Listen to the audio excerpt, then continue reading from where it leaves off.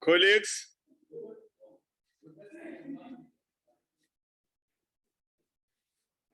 you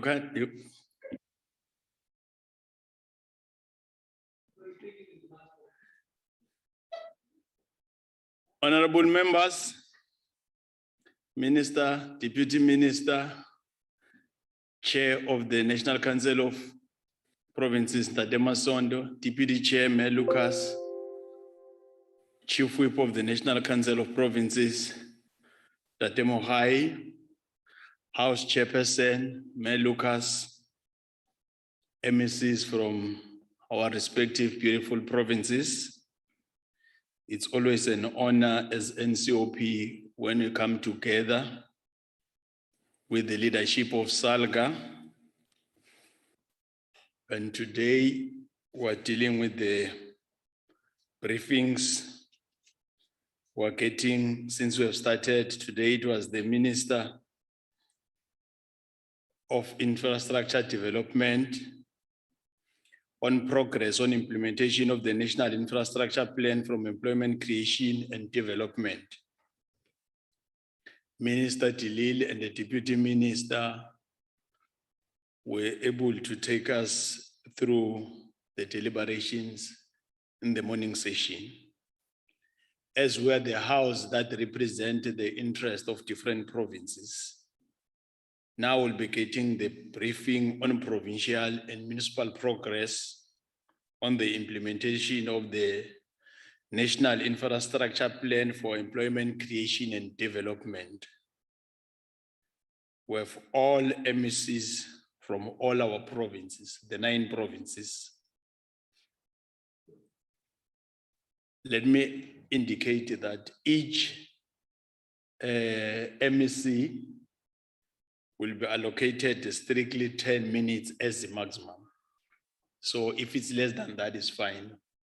But if it's beyond that, then we'll be indicating that, can you please round up? Without much ado, I will invite Honorable Matigizela from the home of the legends, Eastern Cape, to present on behalf of Eastern Cape. Honorable Matigizela. Thanks, Chair. Honorable Chair of the NCOP, members of the NCOP, invited guests, good day. I bring you warm greetings from the province of the Eastern Cape, Chairperson. We appreciate the opportunity to come and share with the rest of the country our infrastructure development plans. This part of our contribution to the development of South Africa and the vision of creating a better life for all our people.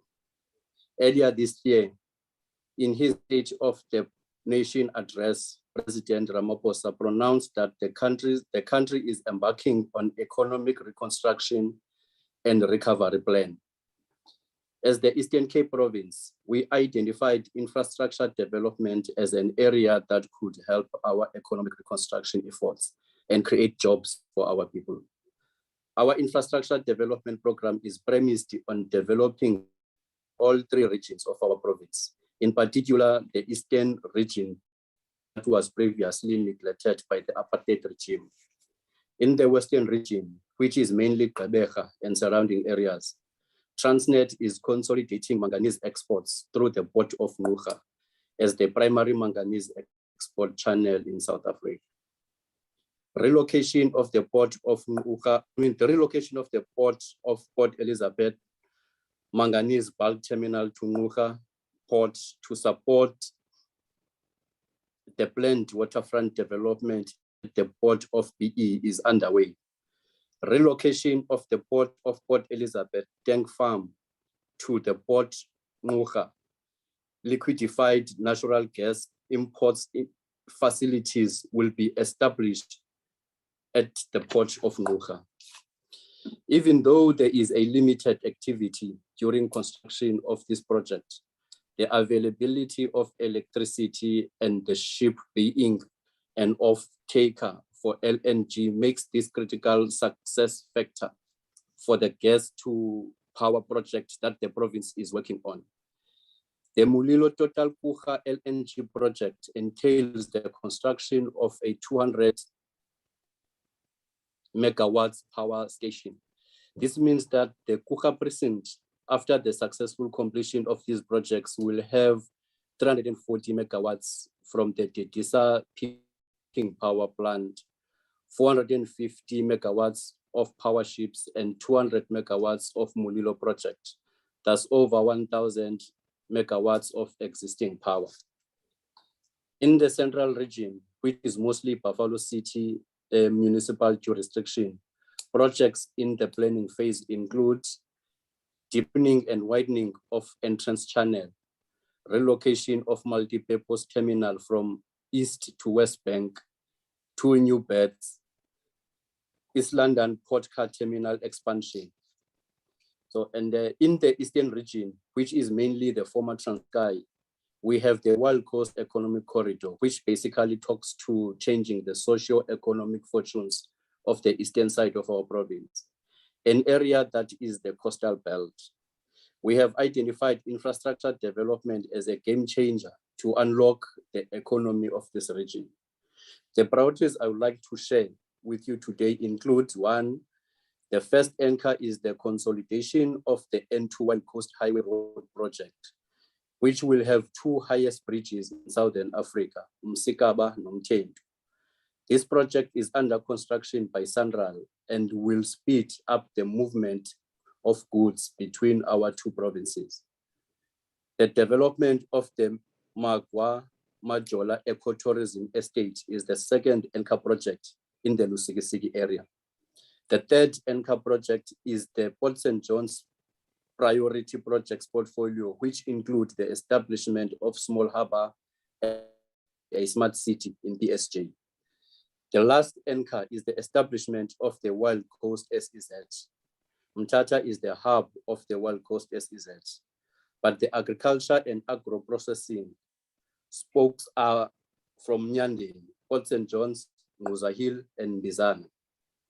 These are fertile fields for cannabis and other agricultural commodities.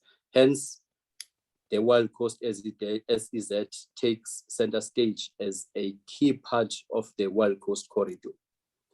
The total investment signed pipeline is 1.4 billion. The following investors have signed letters of intent to locate in the proposed Wild Coast SEZ. The Mthatha Fresh Vegetable Produce Facility of about 100 million, Mthatha Medical and Aromatic Plants Cultivation and Oil Extraction Facility at 85 million, Wild Coast SEZ Juice Concentrate Project at 610 million, Poultry Processing Project at 610 million. Chairperson, our infrastructure footprint is also prominent in the energy sector. As at 2017, 17 wind and solar farms have been approved for the province, of which 7 were operational at the time. In 2021, 15 of the 17 facilities are now fully operational, while the remaining 2 will be commissioned during 2021. Currently, 1,343 megawatts of wind farms are online. Under the recently announced outcomes of the risk mitigation power producer procurement round, the Umyolanga facility has been awarded, a significant component of which is in the Eastern Cape. The total size of the project is 75 megawatts of dispatchable capacity, of which 77.5 megawatts of wind and 6 megawatts backup diesel gensets are in the Eastern Cape, just 40 kilometers north of Gqeberha.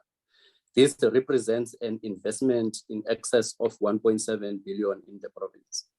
Honorable Chair, as the Eastern Cape province, we have water and sanitation challenges like the rest of our country, which are exacerbated by the drought in areas such as the Karoo, Nelson Mandela Metro, and we are pursuing funding in the BFI for water and sanitation projects in Makana and Ndlambe municipalities. We are supporting the Nelson Mandela Bay desalination plant and water conservation and upgrading of wastewater treatment works. Singabetha kutshone ilanga utshaba lixesha mandilebelele ngelithi zininzi inkqubo zokuphuhlisa iziseko ezingundoqo kwinkalo ngenkalo kweli phondo. They include the 594 million revamp of hospital infrastructure, which gave us 2,458 new COVID-19 beds that helped save lives in our province in areas where such infrastructure was non-existent. The bulk of the contracts for that work benefited Black-owned SMMEs in the construction sector, and they did a phenomenal work during that time. We are also rolling out office parks that are part of our government's integrated approach to service delivery, promised upon Operation Khawuleza, a rapid infrastructure rollout program that seeks to save government money that has been paid for renting office space. Honorable Chair, these are multi-million rand sustainable projects which will enable us to contribute towards the national efforts of economic reconstruction and recovery. They are aimed at connecting and networking and rendering our province as one big construction site. Ayingomampunga lana umsebenzi sowuqhuba kwezi projects. Siphazanyiswa nje yi-COVID-19 kuba sifuna ukuhamba ngesantya esiphezulu ekuqhutyweni komsebenzi ukuze abantu bakuthi babone inguqu kubomi babo ekuhanjisweni kwenkonzo nasekufumaneni amathuba emisebenzi. Enkosi. Siyabulela niyayiqhuba manyani.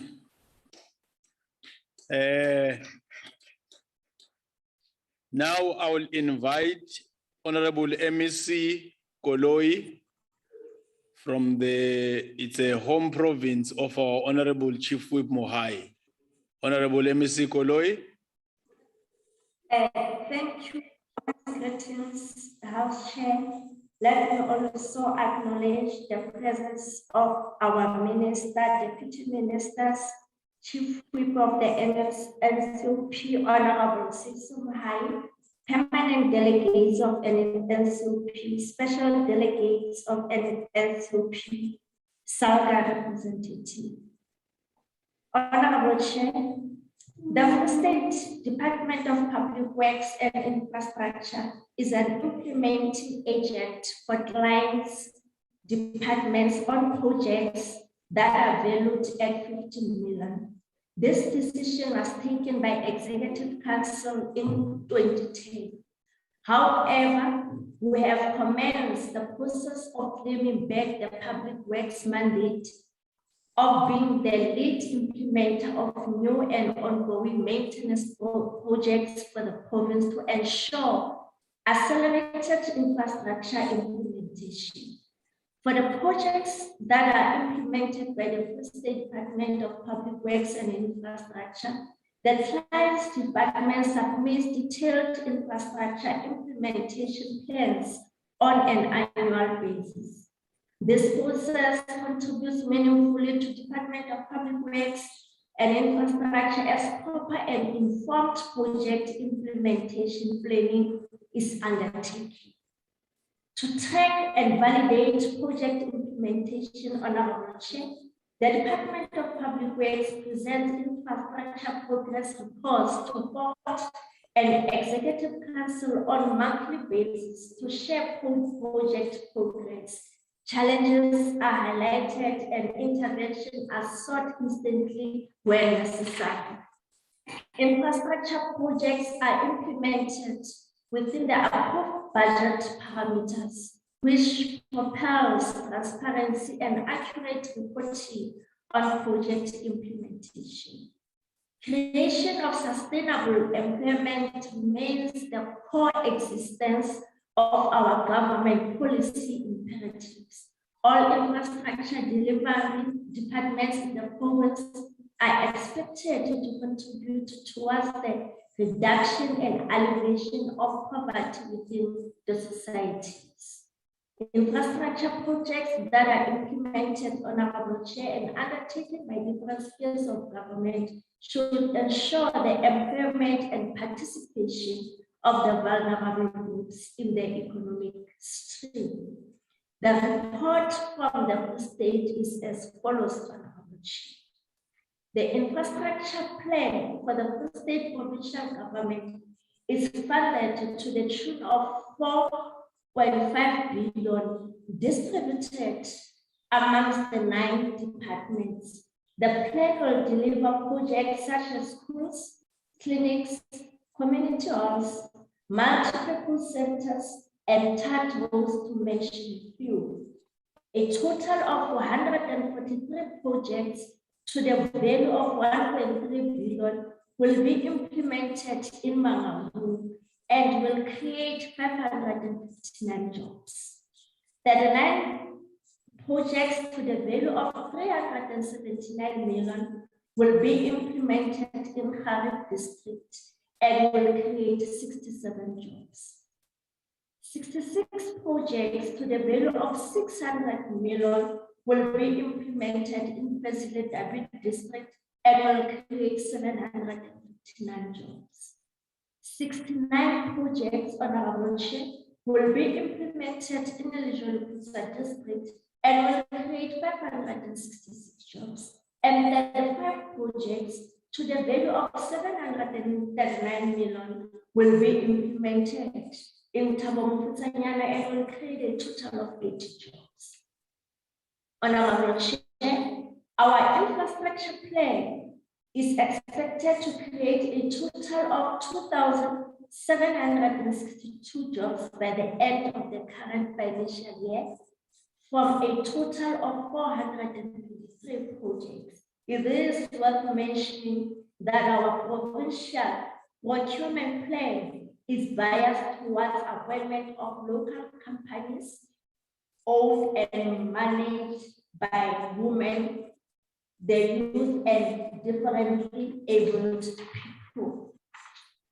It is expected, Honorable Chair, that our infrastructure plan will create a total of 256 jobs for the youth.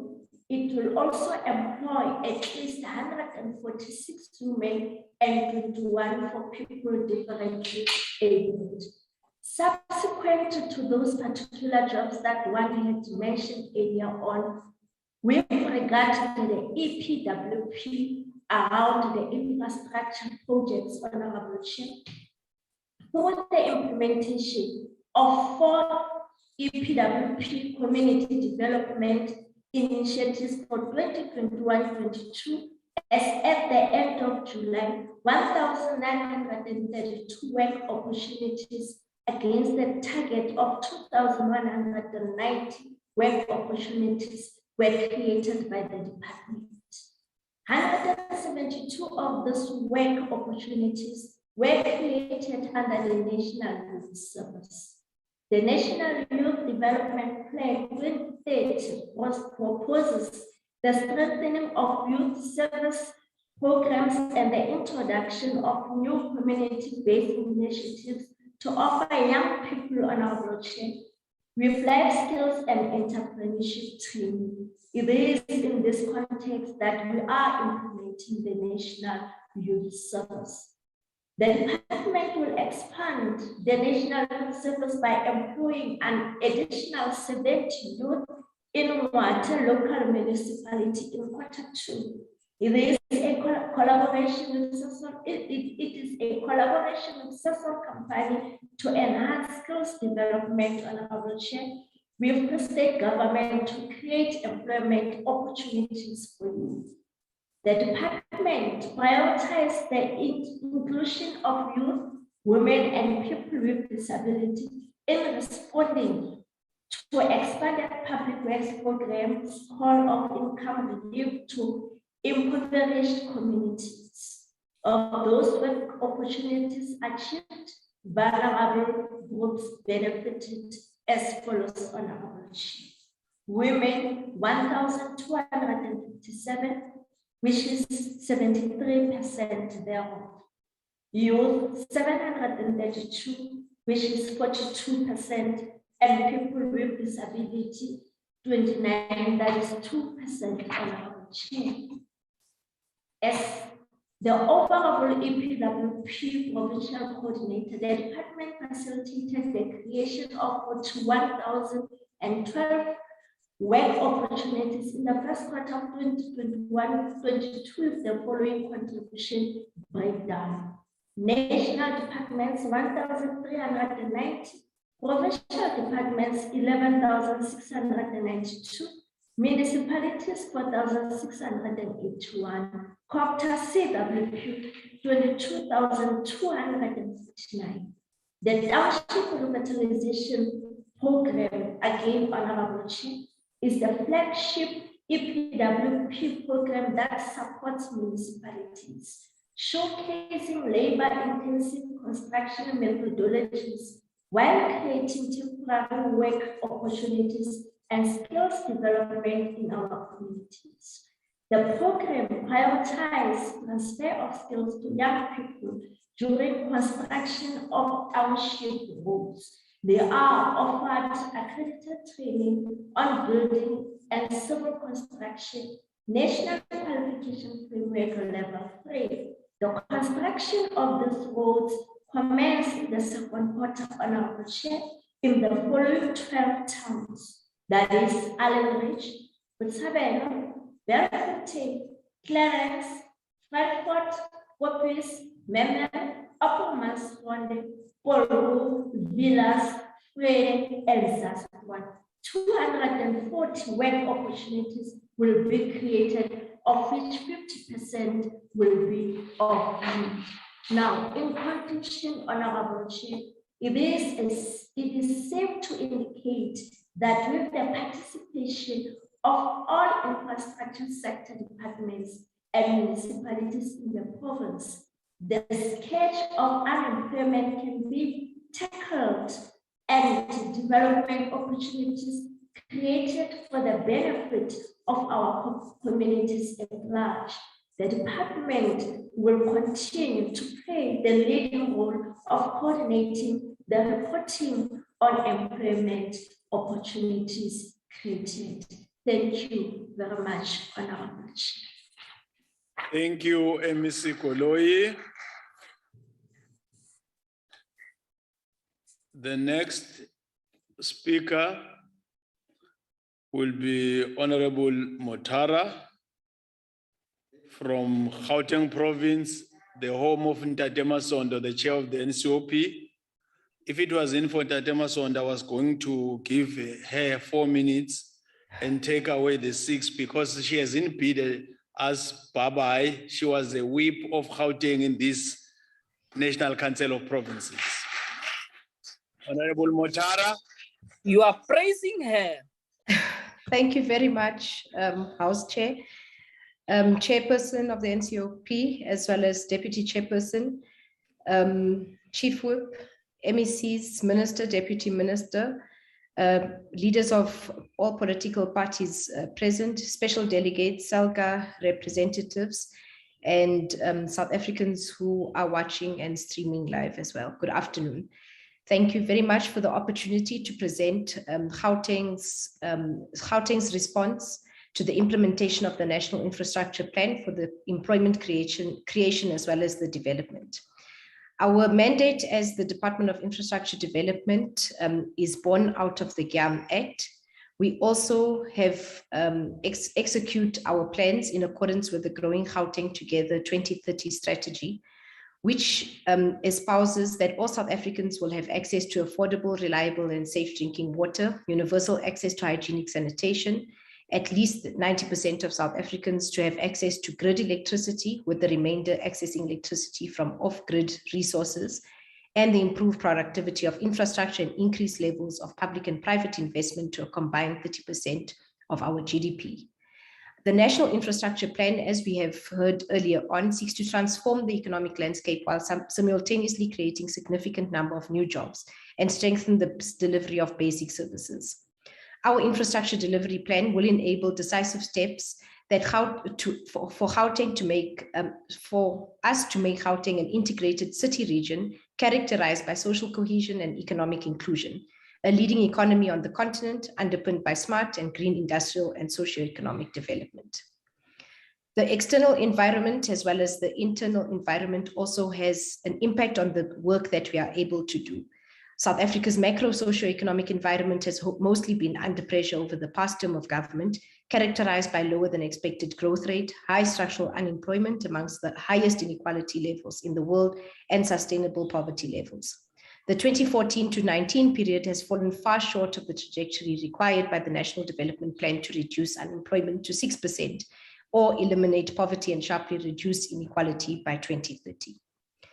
Some of the external environment factors that impact on the work that we are able to do as the department is the poor local and global economic climate, the shrinking profit margins, community disruptions, and the progress in the transformation of the sector, which has been considerably slow.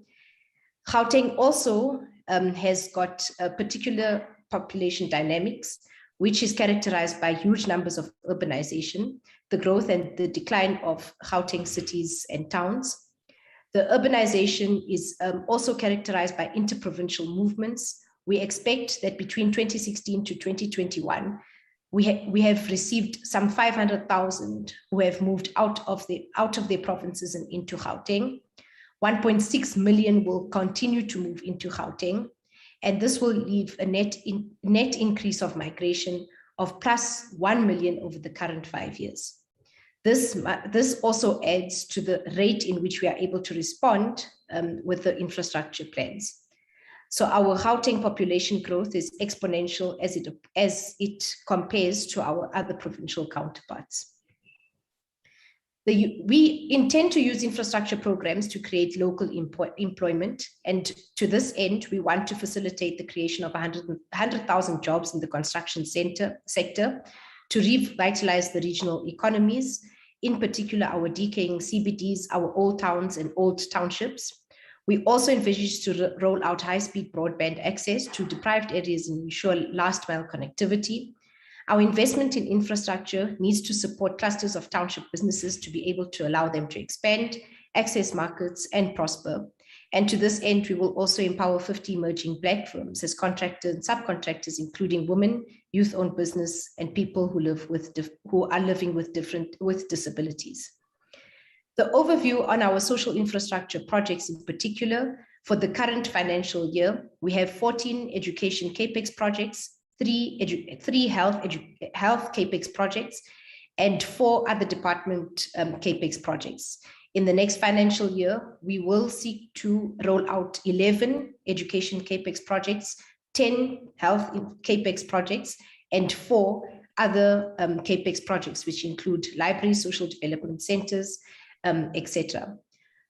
Our breakdown of our infrastructure plans roll out across the 5 corridors of the province. That is the southern, the eastern, the northern, and the central corridors, with majority also owing to population dynamics being focused in the central corridor.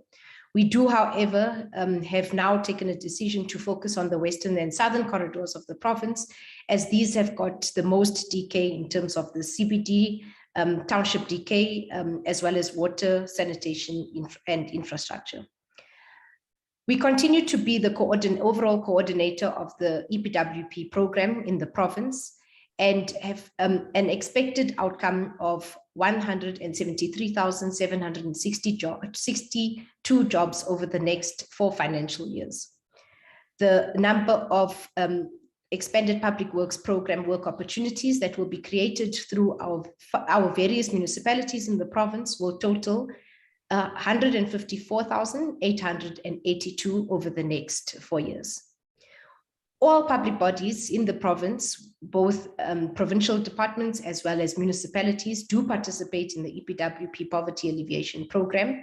The municipal performance has, however, declined considerably since 2019-2020 financial year, owing to the reprioritization of their budgets because of COVID. Our coordination role interventions are being put in place to assist public bodies to achieve their targets in EPWP job creation. We conduct oversight sessions with these municipalities as well as governance structures. We conduct capacity building programs which ensure that public bodies are also able to implement and meet job creation targets. These also include interventions on building capacity on the EPWP reporting system, training, labor-intensive construction, assistance in the data capturing and data quality processes. We also conduct data quality and compliance workshops and continue to monitor the performance through our site visits, feedback sessions with the sectors, as well as our provincial steering committee. The 2020 to 2023 plans in terms of the training and skills development on the EPWP have listed a number of trades such as electrical, plumbing, fitting and turning, boiler operator, bricklaying, carpentry, mechanical, aircon and refrigeration, painting, gap training, as well as ICT and entry into the public service, and workplace etiquette and personal finance. These will target 2,500 learners over the next 2 financial years. The empowerment programs include CAPEX maintenance projects, women in construction, and the contractor development program. Our training and skills development will continue with the EPWP until 2023. And this is going to ensure that we have public employment programs that are designed to equip participants with work experience and on-site training. The strong returns from workplace-based training also demonstrates that training for the unemployed is not just about getting qualifications. As such, the EPWP position is that integrated work training on-site is fundamental to the future success of the project and the participant. The training on EPWP projects must clearly specify, recognize, record, and monitor the delivery of such training. And the contractor development program within the Department of Infrastructure Development further will provide opportunities for youth and women to acquire skills throughout. The provincial government has laid out a total of 60 billion over the MTF in the rollout of infrastructure. This includes social infrastructure, economic infrastructure such as roads and related infrastructure, also support to municipalities through the rollout of bulk infrastructure, as well as the support to SEZs, which will attract private funding. And we are looking to further roll out an additional triple P projects, the biggest one being the Kopanong Precinct project, which is set to go live in the last quarter of this current financial year, and will continue to roll out over the next 3 financial years. This has been costed and characterized by National Treasury to be the largest triple P project rolled out by provincial government since the dawn of democracy. This will see 15 of our buildings being completely refurbished and 1 building being completely rebuilt for the accommodation of provincial government. We still face a number of infrastructure challenges in relation to the delivery of this infrastructure, and our key challenges remain the insufficient funding, also based on historical reasons, the inadequate capacity, both internally and externally, and COVID has made us realize just how much the capacity has waned over the period. We also do face challenges around poor project and quality management processes. Project disruptions plague the province, as do all the counterparts in other provinces. And the biggest challenge that we do face is the delays in the approval of the infrastructure projects. However, we are working to intervene on all these challenges, and we have developed a project delivery and procurement management strategy, as well as just to be able to intervene and to deal with other aspects of infrastructure delivery disruptions that cut across not only provincial government, but also municipalities, as well as national government projects that are being delivered in the province. In terms of our big flagship projects that we have concluded was the completion of three hospitals using alternative building technology that were used for COVID. In particular, the one at Baragwanath, which is a 500-bed capacity, Dr. George Mukari, which is 300-bed capacity, and Jubilee Hospital, which is 300-bed capacity. These structures will not only serve to respond to COVID, but will be used overall in the response to the health system, which is under tremendous pressure in the province. House Chair, allow me to conclude by saying that Gauteng, as a province, is still committed to the rollout of infrastructure projects and plans in relation to respond to the implementation of the National Infrastructure Plan. And we seek to use the rollout of infrastructure for the employment creation and the development of our province, country, and continent. I thank you. Thank you. I'll now invite Honorable Sibiya from KwaZulu-Natal, the home province of Honorable Browden-Seth, Honorable Tuli, and my mama. Honorable Sibiya. Thank you very much, Chairperson. As Chair, indeed, you are quite correct. Let me greet you, Honorable Chairperson. Let me greet also the members who are part of the NCOP, the MECs who are part of the House. Chairperson, also I want to greet the Minister and the Deputy Minister. Chair, I want to start by addressing the Honorable House members by wishing to indicate that the people of KwaZulu-Natal have hope for a better future after all what has happened in our province. All of us, we know what has recently happened, but you are very much determined to change the future of the province and to change the future and the face of the province. We reject and condemn everything that happened in the past few months, and we commit ourselves as the province that such things will never happen again. It's our commitment that we need to make sure that we don't go back and we don't regress as the province after all the work that has been done over the years in building such quality infrastructure that we've been having. Honorable Chair, I must say that as the province of KwaZulu-Natal, there is quite a lot of work that you are doing as public works in making sure that our infrastructure delivery doesn't just become infrastructure delivery, but also it comes to a situation where we're able to provide jobs, decent jobs for our people in the province of KwaZulu-Natal. Ever since the president of this country, His Excellency Cyril Ramaphosa, announced the first lockdown, the central theme of his speeches have always been around job creation, which again, you are taking it from him that we need to create jobs as the province. When it comes to the issues of infrastructure, during the president's inaugural sustainable speech where he said, sustainable infrastructure development is very important in our country. President Ramaphosa said infrastructure will be a flywheel to drive economic growth through the tough economic conditions that had been worsened by the COVID-19 pandemic, which we see all over the country, and it has hit hard in the province of KwaZulu-Natal. He further outlined that in detail, a massive infrastructure program of more than 2.7 trillion rands. This has never been seen before in the whole country and in Africa in general.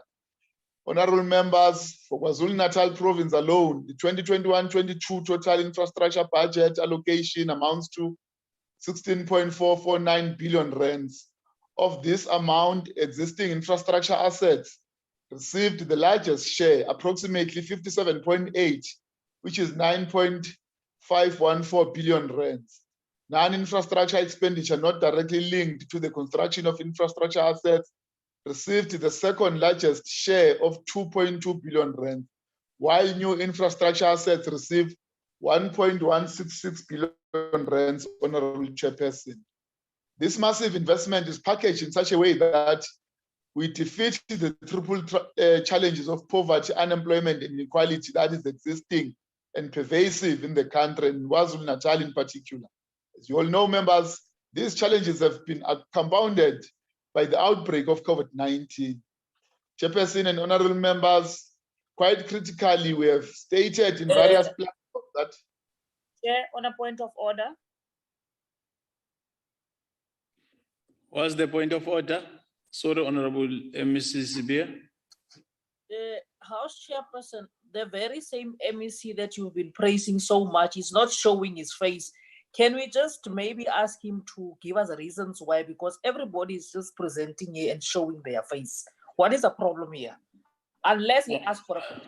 Honorable Mokause, I don't think that's a point of order. Even yourself, you're not showing your face, but you are calling a point of order for a face. Of course, when you started, Baba. Thank you. of course, when you started, we indicated that as our beam live, not unless it's not possible to have a face, then we can accept that. But let's allow Honorable Sibia to continue. Can you continue, But Honorable you need Mrs. to Sibia? understand that before they present anything to the House, they must ask permission not to show their face if they are not showing their faces. Don't come here with favors here. Can you also lead by example and show us your face, Honorable Mokause? House Chair, rule on that.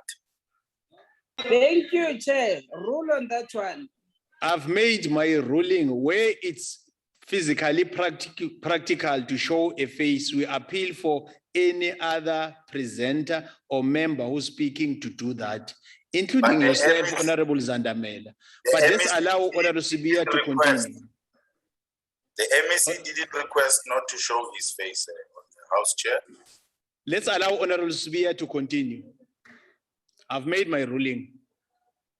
Thank you very much. Sibia, can you continue? Thank you very much, Chair. Thank you very much, Chairperson. What a leader you are, Chairperson. Indeed, they didn't make a mistake by making you the Chairperson. Chairperson, let me apologize for not showing my face. I'm staying in a rural area where You are on the right. very poor. That's So how- if I use the video and then the signal deteriorate, but thank you so much, Chairperson, for your leadership, impeccable leadership.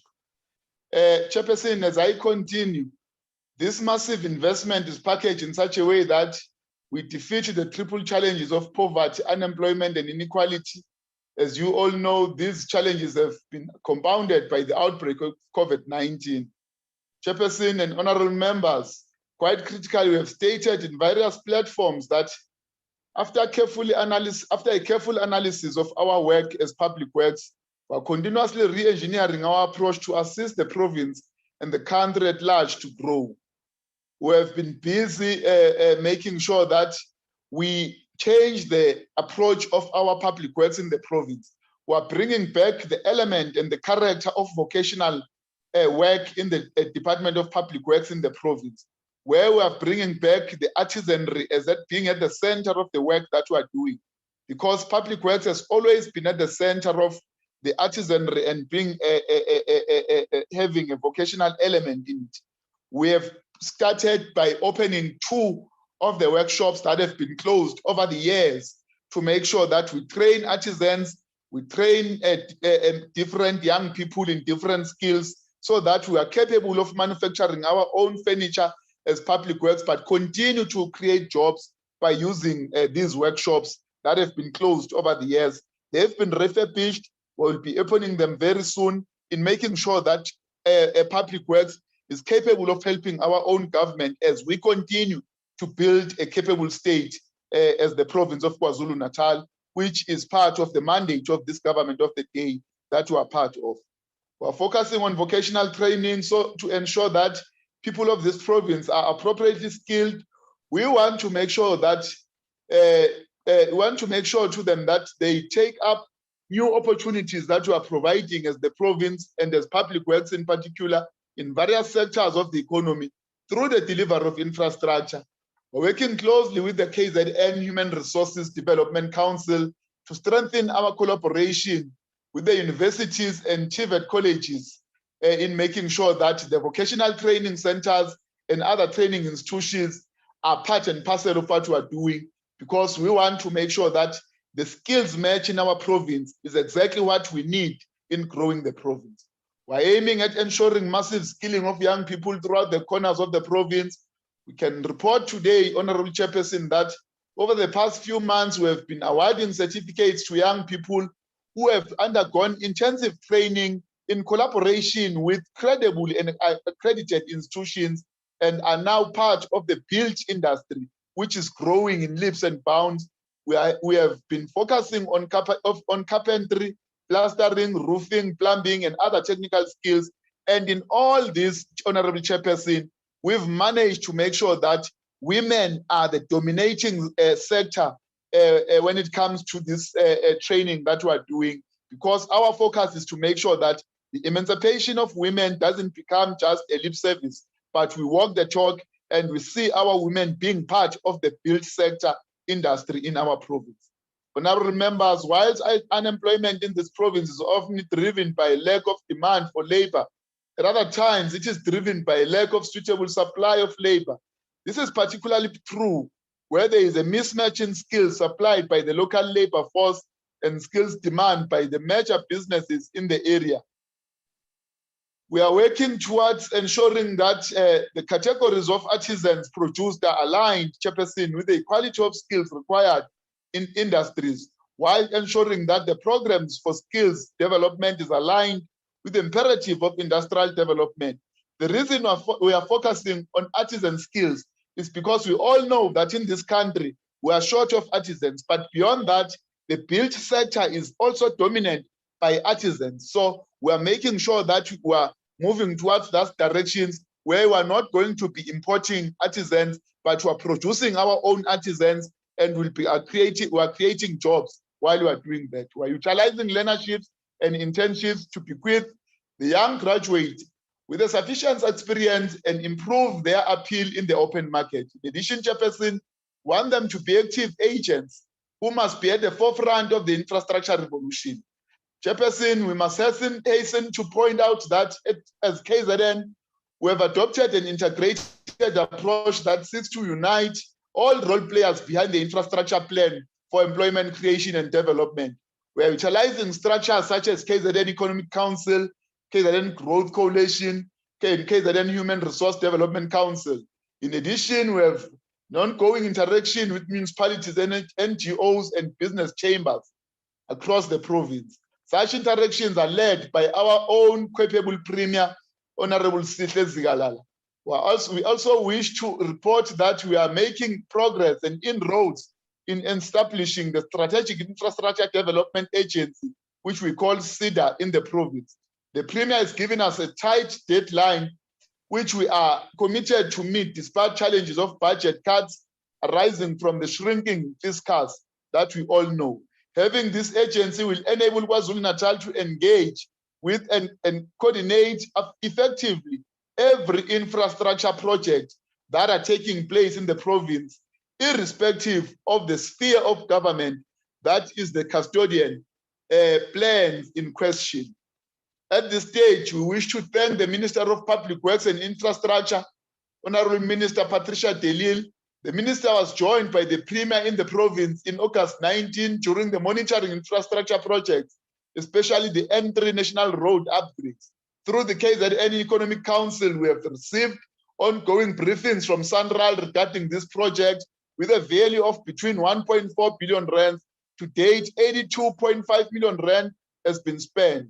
What we really appreciate, honorable members, is that through the KZN Economic Council, which is comprising of civil society, we have been able to ensure that emerging contractors are given the opportunity to participate in this upgrade and other projects in the construction sector, focusing on youth and women in particular, Honorable Chairperson. As it was also reported by the Minister and the Premier, about 12 local subcontractors have been awarded contracts. The target is to ensure that 19 local contractors, Black-owned SMMEs, are subcontracted to the tune of 385 million rand. To date, more than 248 people have been employed, Honorable Chairperson. Honorable Chair and members, due to time constraints, we won't be able to elaborate more on other infrastructure projects. We've got quite a lot of them. However, as Public Works, we remain on full alert to take full advantage of the rollout of all infrastructure projects as guided by the infrastructure plan for employment creation and development. But Chairperson, I must say in this house that we're very, very much concerned and very much focusing on the issue of radical economic transformation in making sure that all these projects do benefit our people, in particular Blacks in general and Africans in particular, because they are the ones that have been isolated. We want to bring them at the center of benefiting in the economy of this country. And we are unapologetic about that one. We mean the true sense of radical economic transformation, which will benefit everyone, not benefiting individuals. It's now or never. It's time we do it. If we don't do it now, it will never happen again. So we are very committed to it.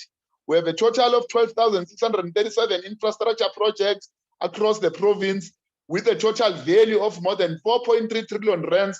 Out of these, about 60 catalytic projects are in design and planning stages during Q4. We remain determined as the provincial government to use the old Durban port to establish the first phase of automotive supplier park. The Dubai Trade Port and Transnet have signed an MOU paving the way for the construction of the first phase of these projects at the old airport. It should be remembered, Honorable Chairperson, that ahead of COVID-19, we projected the creation of more than 1,339 jobs within an investment of 4.7 billion rand in this park alone. KZN government successfully negotiated with Toyota. As you conclude.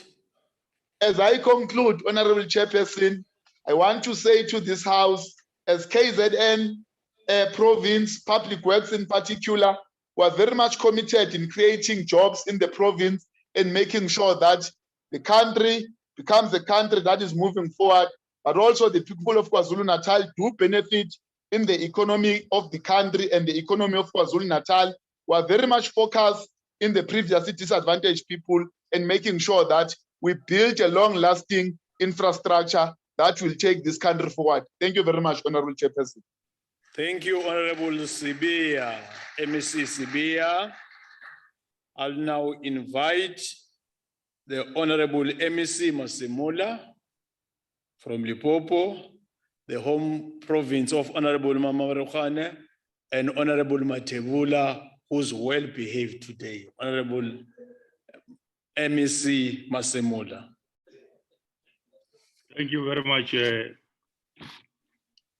Honorable Chairperson. In that house, Honorable Tebula is a member of the EFM. Good afternoon to Chairperson of the NCOP, the Deputy Chair, Honorable Minister, and as well as the Deputy Minister, my colleagues, members of the Executive Councils, and also members of the National Council of Provinces.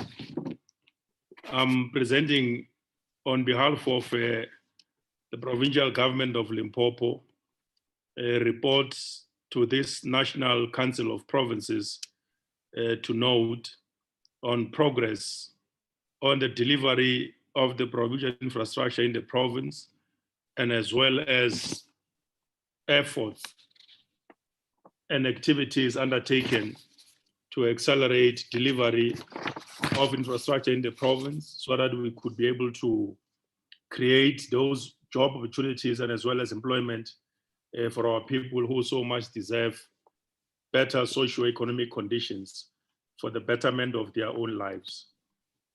Honorable Chairperson, the consolidated provincial infrastructure plan for the province and as well as its delivery and related expenditure is as follows.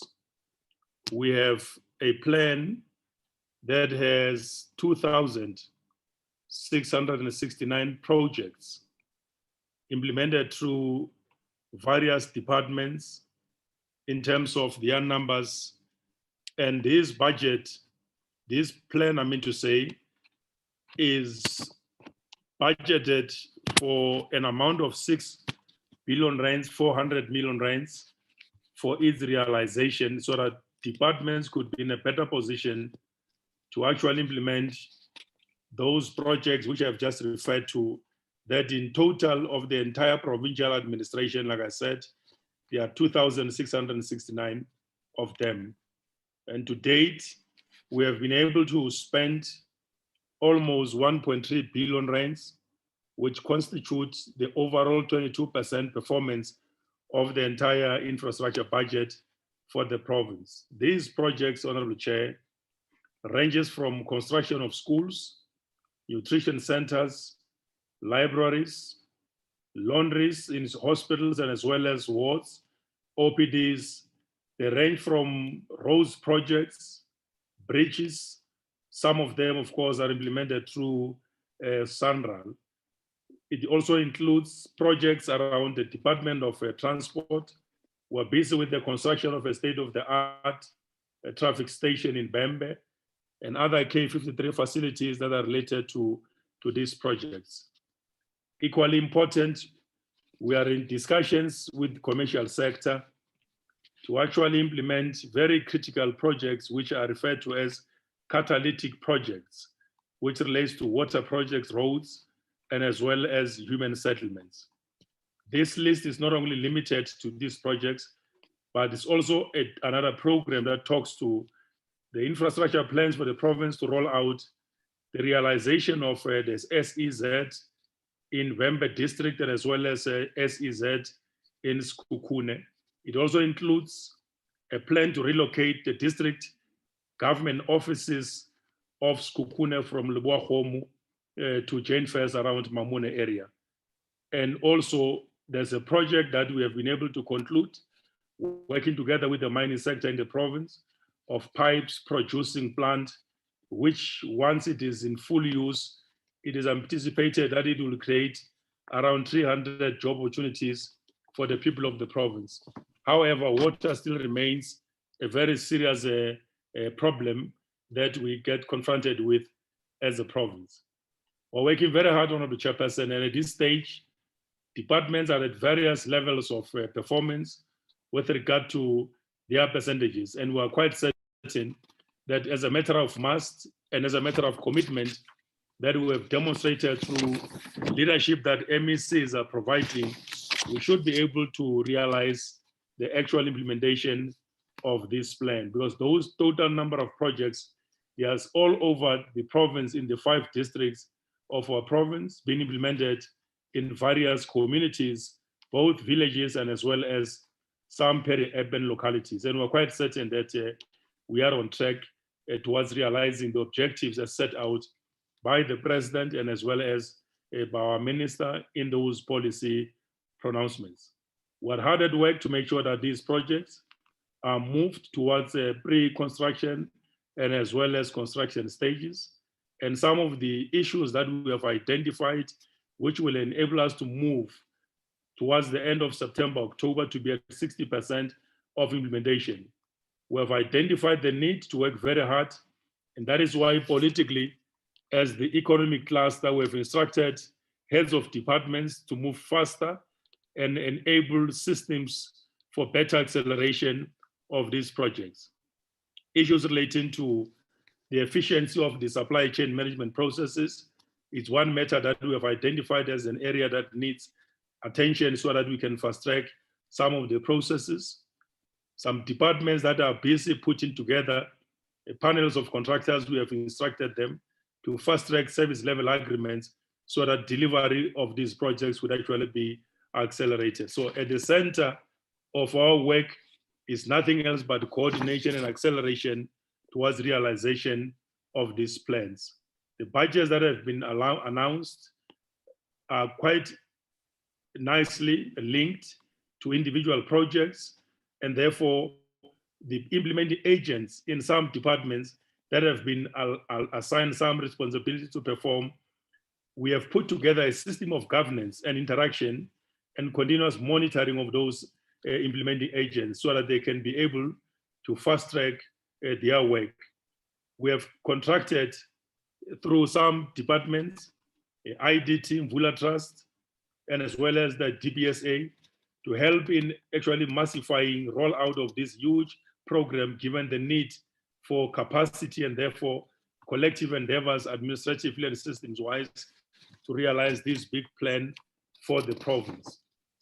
And with regard to the EPWP, as we roll out these plans, Honorable Chairperson, we have set ourselves a target of 95,000 work opportunities, and to date, we have delivered 44,000, which constitute 46%. And of that number or percentage, 73% of it is constituted by women who have actually been able and continue to participate in this plan, and 30% is benefited by young people.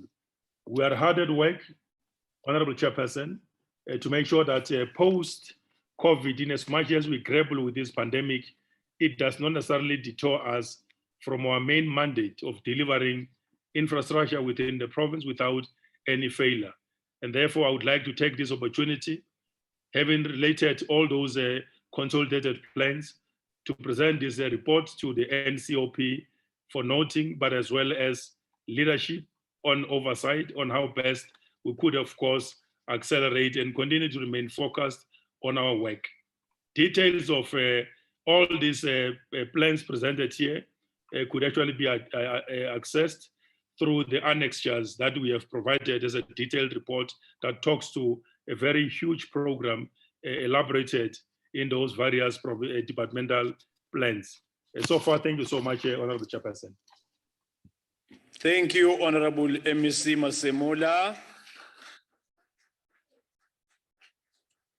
I'll now invite the Honorable MEC Lashminarain from Mpumalanga, the home province of Honorable Malika and Honorable Boshoff. When the sun rises, the people work harder. That's Mpumalanga. Honorable Lashminarain. Thank you, Honorable Chairperson of the session. Greetings to the Minister, the Deputy Minister, members of the NCOP, our special delegates, as well as my colleagues from other provinces as well. Chair, on the 15th of October 2020, President Ramaphosa in Parliament, amongst other things, the President had this to say, and I open quote: "We are determined not mainly to return our economy to where it was before the coronavirus, but to forge a new economy in a new global reality. We stand together as a crucial turning point in the history of our country. Our ability to reignite our economy rests on the decisions we take in this moment and the urgency with which we address this crisis. We dare not take a moment to pause. Together we will build a new economy. The time is now." I close quote. Chair, as in Mpumalanga province, we decided to do a selection criteria of strategic projects, and we call this the game changer projects in terms of selecting it according to the identification of the game changer projects, the ones that will be catalytic, having the potential to take the province to a higher trajectory of growth and development. And by the game changer projects are selected from, amongst others, the Mpumalanga Infrastructure Master Plan, the Provincial Spatial Development Framework, the 5-year plans of departments, and the State of the Province Address. Now, the selection criteria covers 2 broad areas, namely the suite of indicators and the state of readiness of the project. Chair, in terms of section 1 of the annexures, we're looking at the provincial government interventions and dealing with the priority intervention on infrastructure investment and delivery. We have the rehabilitation of the coal haulage network, and the location there is in Karsibande and in Kangala. And the key output there is a 50.7 kilometer of coal haulage road in terms of rehabilitation, reconstruction, resealing, and patching. Chair, another project, which is the upgrading of Mulotto Road, and that is in Mpumalanga, and it crosses across to Limpopo.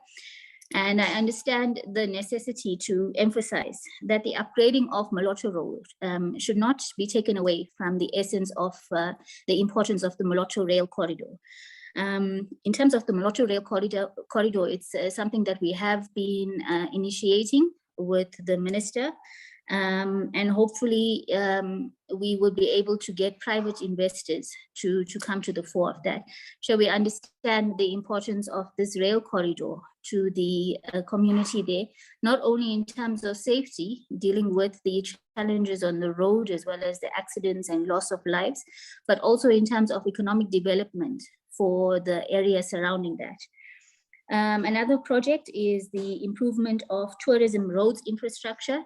Chair, as in Mpumalanga province, we were fortunate to be granted a allocation by the Honorable Premier in terms of a budgetary allocation for purchasing of jet patches.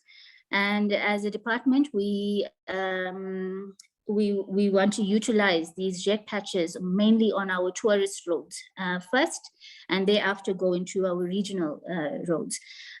Chair, you would understand in Mpumalanga we are mostly known for our tourist attraction sites, and you would check that the condition of the roads in these tourist attraction sites is not one to be favored.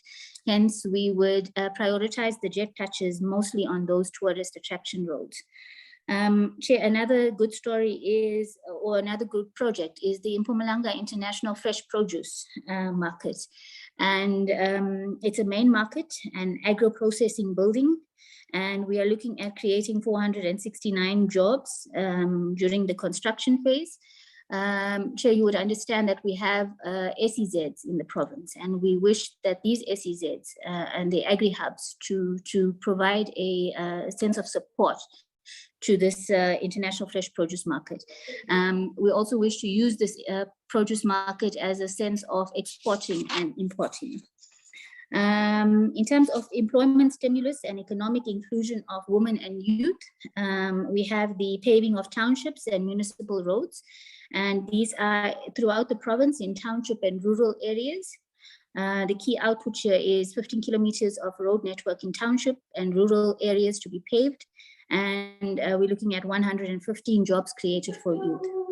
The National Youth Service Program, Chair, this one is a good story to tell indeed. We are looking at employing 350 youth beneficiaries to participate in this program.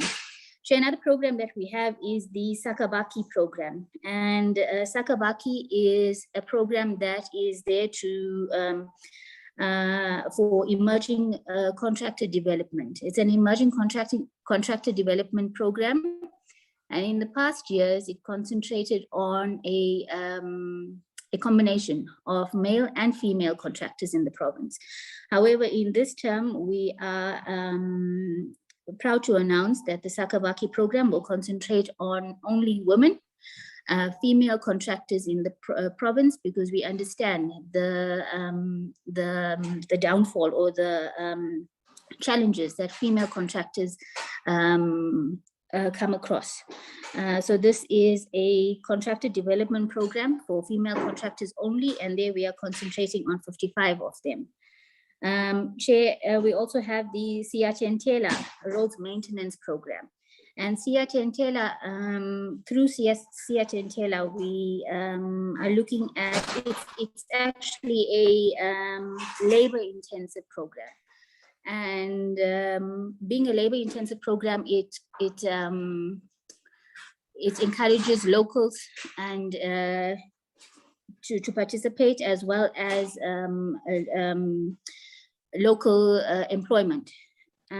Chair, we had the upgrade of road D2091 in Maripiane, which we have completed, and they we've done through 103 work opportunities. We also utilized 14 SMMEs that were supported. Chair, in terms of EPWP, we understand that as in Mpumalanga, we are failing to meet our targets. And as a province, we have taken the initiative to support, to try and give some sort of support to other municipalities in terms of reporting. Because, Chair, you may find that it's not failure to meet the targets, but it's failure to report in terms of how many EPWP workers have been supported. But I think when it comes to EPWP, Chair, I share the view that we must not only concentrate on EPWP workers as people with a shovel and a spade, but we must provide some sort of skill development to EPWP. So once they exit the EPWP program, they are given some sort of skills. And in this regard, we are engaging with the local colleges, the TVET colleges, to try to see whether they can take a certain amount or certain number of students at the end of the year, provide them with additional educational qualifications rather than only those type of skills. And when we speak about skills, Chair, another thing in terms of job creation, also empowerment, contractors in public works have been urged to not only provide the 30% local support in any of their contracts, but also to provide support in terms of skill development. So where you have contractors engaging in terms of roads, it's important not only to provide some sort of financial benefit to the communities, but leave skills behind. Because you may find that building of a bridge requires a certain skills, and we would not want to go outside the province to get that skills in future. Chair, in our EPWP, our key output is 95,870 work opportunities, of which 24,299 are for youth, 26,508 are for women, and 883 are for people with disabilities. Chair, when we come to tourism, one of the As you conclude. No, thank you, Chair. I think that we must also appreciate, we have forwarded the report, which has been made available to your good self, that shows the allocation in terms of all other departments, in terms of economic empowerment and development. But Chair, myself, I'm the youngest MEC, and I've been told the youngest MEC in the country, perhaps. And I think we must utilize the fourth industrial revolution.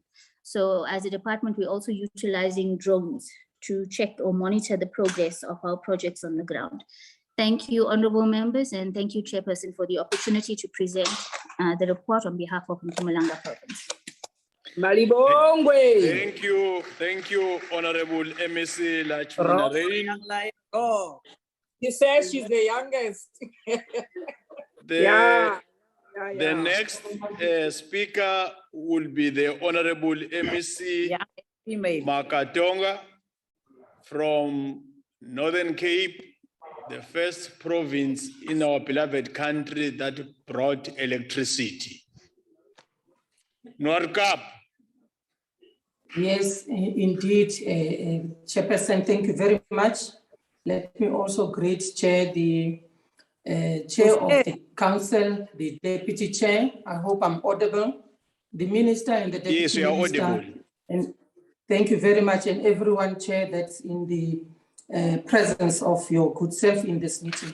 Chair, as the Northern Cape Chair, I think I need to start with the fact that we only could prepare a consolidated infrastructure plan after a thorough consultation process, and that was in December 2020, where we held the Provincial Infrastructure Summit that sought to bring us to a point of having a consolidated plan, which we call the Northern Cape Sustainable Infrastructure Master Plan 2045. Now, Chairperson, some of the outcomes of that summit are what determined the program for the Department of Roads and Public Works in the 21-2022 financial year.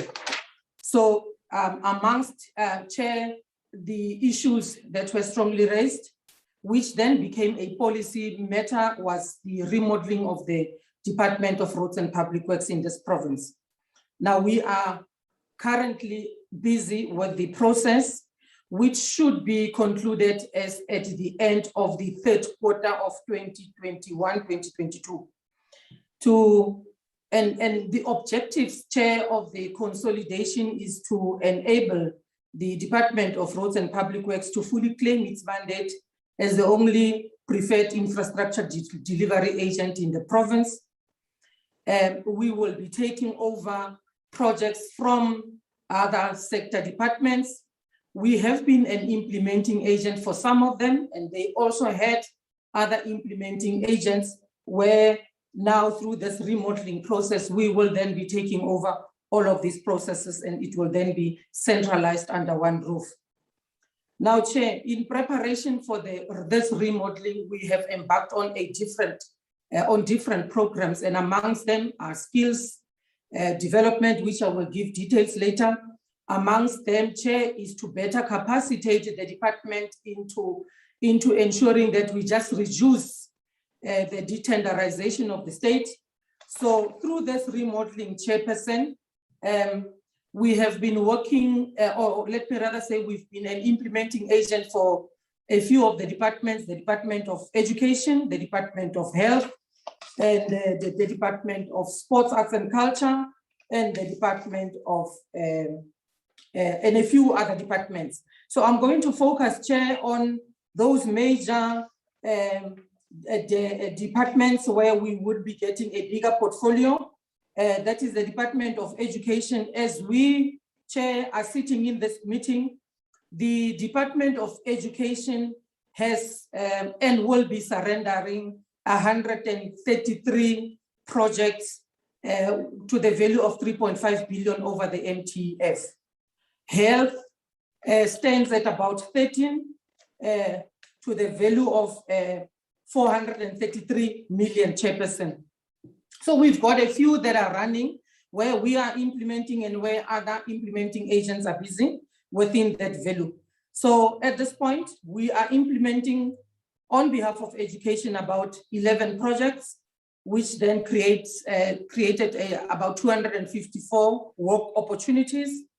We are, like I said, currently implementing for health, and there we've got about 411 job opportunities. This is just for the 21-22 financial year, Chairperson. For sports, arts and culture, we are implementing 6 projects, and which has then created 58 job opportunities. Some are in the future tense because they will then be implemented in the 3rd and the 4th quarter, Chairperson. So I will be giving the 21-22 job opportunities as a target as and when I go through this list of projects. So, Chair, in total for the 21-22 financial year, we anticipate to have created 720 job opportunities only on this number of projects from the client departments. We also, Chair, as a department, have got our own programs which we implement that where we seek to create the necessary job opportunities. We've got the rooting out dust program, Chair, at the value of 3.4, which intends to create about 78 jobs. We've got an innovation and empowerment program that also anticipates to have created at least 502 job opportunities in the 21-22 financial year. We've got across the board, Chairperson, the regraveling of the provincial roads. We've got some reseals that we do bridge maintenance. We've got some safety projects, Chair, and we do rehabilitation on some of the roads. And all these, Chairperson, the jobs that we anticipate from all these programs is 1,679 in the 21-22 financial year. So, Chairperson, we also in this province have got a few strategic integrated projects from the presidency. And the first project that we have is the SIP 5, which includes the Saldanha Northern Cape Development Corridor. The second one is the SIP 21, which is around the Bufubai Port and Rail Infrastructure Project. Now, Chair, within this Bufubai infrastructure province, the province is exploring the green hydrogen project together with ISA in the presidency. And as I'm speaking to you, Chair, now, the EXCO will be approving the green hydrogen strategy of this province on the 9th, on Thursday, on the 9th of April. So there is some work that's been done. We will be also communicating very soon the launch of the green hydrogen project. Chair, some of these SIP projects have created some job opportunities. For instance, the Buhubai Port and Rail Infrastructure Project has had 1,000 job opportunities to be created over the 3 years. But at this point, we are standing at a 400 concession that is projected also, Chairperson, in terms of jobs. The permanent jobs in the transport sector, Chairperson, as we are about to consolidate with all other departments, including transport safety and liaison, where they've got at least 1,000 drivers and 1,000 assistants as job opportunities that will be created in the 21-22 financial year. Chair, we also have got a skills development program that we undertake as a department. Now for the 21-22 financial year, we've enrolled, Chair, 128 youth on various artisan apprenticeship programs. We've also have a total of 295 youth enrolled on our various learnership programs. And amongst this learnership program, we've got about 14 engineering graduates, Chair, that we've allocated to the intervention project that we are facilitating as a project on behalf of government in the Salt Lake local municipality. So at the end of the delivery of this project, we will still have these 14 engineering graduates with us that we will then deploy to the different districts for purposes of monitoring of all the projects that we are undertaking. So, Chairperson, for us to better capacitate the Department of Roads and Public Works in preparation for the consolidation of the infrastructure function, we thought it's important that we also look at the issue of building the necessary capacity. For the first time, Chairperson, in this province, let me say for the first time in the last 10 years, we could see this department at least procuring some serious machinery to enable internal capacity to drive some of these projects, where we purchased TLBs, we purchased excavators to ensure that by the time this department also is ready to take over all these other projects, that at least we've got the necessary capacity. As you conclude. As I conclude, Chairperson, thank you very much, Chair. With all this that we've been doing and are still to do, there are challenges. And we also, I think it's important that we raise in the NCOP the challenge around the funding, particularly with the equitable share. We all know the fiscal pressures and the reprioritization, like any other province with regards to COVID-19. Chair, the Northern Cape is one of those provinces that were hit hard by the floods at the beginning of the year. And we experienced some serious damage to most of the roads, and most of them are in the JTG district. Chairperson, lastly, so the provincial government, I think I must indicate, the provincial government has invested about 500 million in the Salt Lake local municipality. And as a department, we are the driving department when it comes to infrastructure development and maintenance in the Salt Lake as part of the DDM model, but also as part of a project that ESCO once approved of changing the face of the Kimberley City project. Chair, let me take this opportunity to thank the council, Chair, firstly for the giving us the opportunity for playing the necessary oversight. And secondly, also, Chair, broadly to enable this free Chairperson. I hope I'm audible. I see my gadget is. I'm not sure, Chair, my gadget is just muting. I hope I'm told. No, we can hear you. Don't press anything.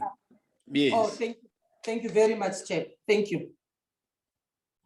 Thank you, thank you. Thank you, Honorable MEC Makatong. FC. Now I invite the Honorable MEC Malapisi from Northwest Province. Honorable Thank you very much. Malapisi. Thank you very much, Chair.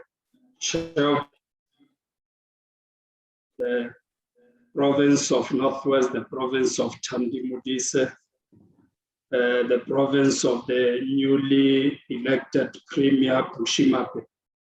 Let me acknowledge the presence of the chairperson of the NCOP, the deputy chairperson, the minister, the deputy minister, all MECs from our provinces, the Salga representative, and all other important stakeholders that I may not have mentioned. Chair, as the Northwest Province, we made strides in improving on our performance and delivery to our people. As part of rolling out major infrastructure projects in the past two financial years of 2019 to 2020 and 2020 to 21, we successfully completed the 71 road infrastructure projects, including upgrading and constructing of new roads. We spent total amount of 890 million in the 2019-2020 financial year and 1 billion in the 2020-21 financial year respectively, and within the difficult operating conditions under COVID-19 strict regulation, which lead to sometimes slow construction on work on site. The rollout of road infrastructure project demonstrate our commitment to economic transformation and job creation, in that number of temporary job relief and major economic spin-off for local contractors were stimulated. In the last quarter of 2020 and 2021 financial year, we experienced, like in other province, floods which affected 82 roads across the province. We did an oversight visit with the Honorable former Premier, Professor Job Mokoro, to assess the damage caused by floods in the Dr. Rutse Mompati, and we subsequently assessed roads in these roads in Bojanala district. We spent a total of 36 million on floods damaged roads across the province. In an effort to stimulate the economy and create massive jobs, in this financial year, the department will implement a total of 31 road infrastructure projects across the province.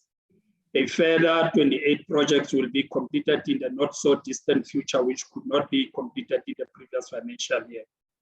We are, as it is known, a rural province and are determined to develop road infrastructure in rural areas.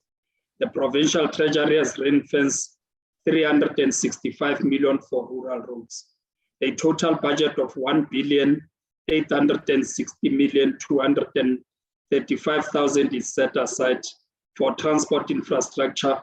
Work opportunities and economic opportunities will be realized through the above mentioned efforts. 15,000 work opportunities will be created. We are determined to fight the burden of underdevelopment, poverty, and inequality.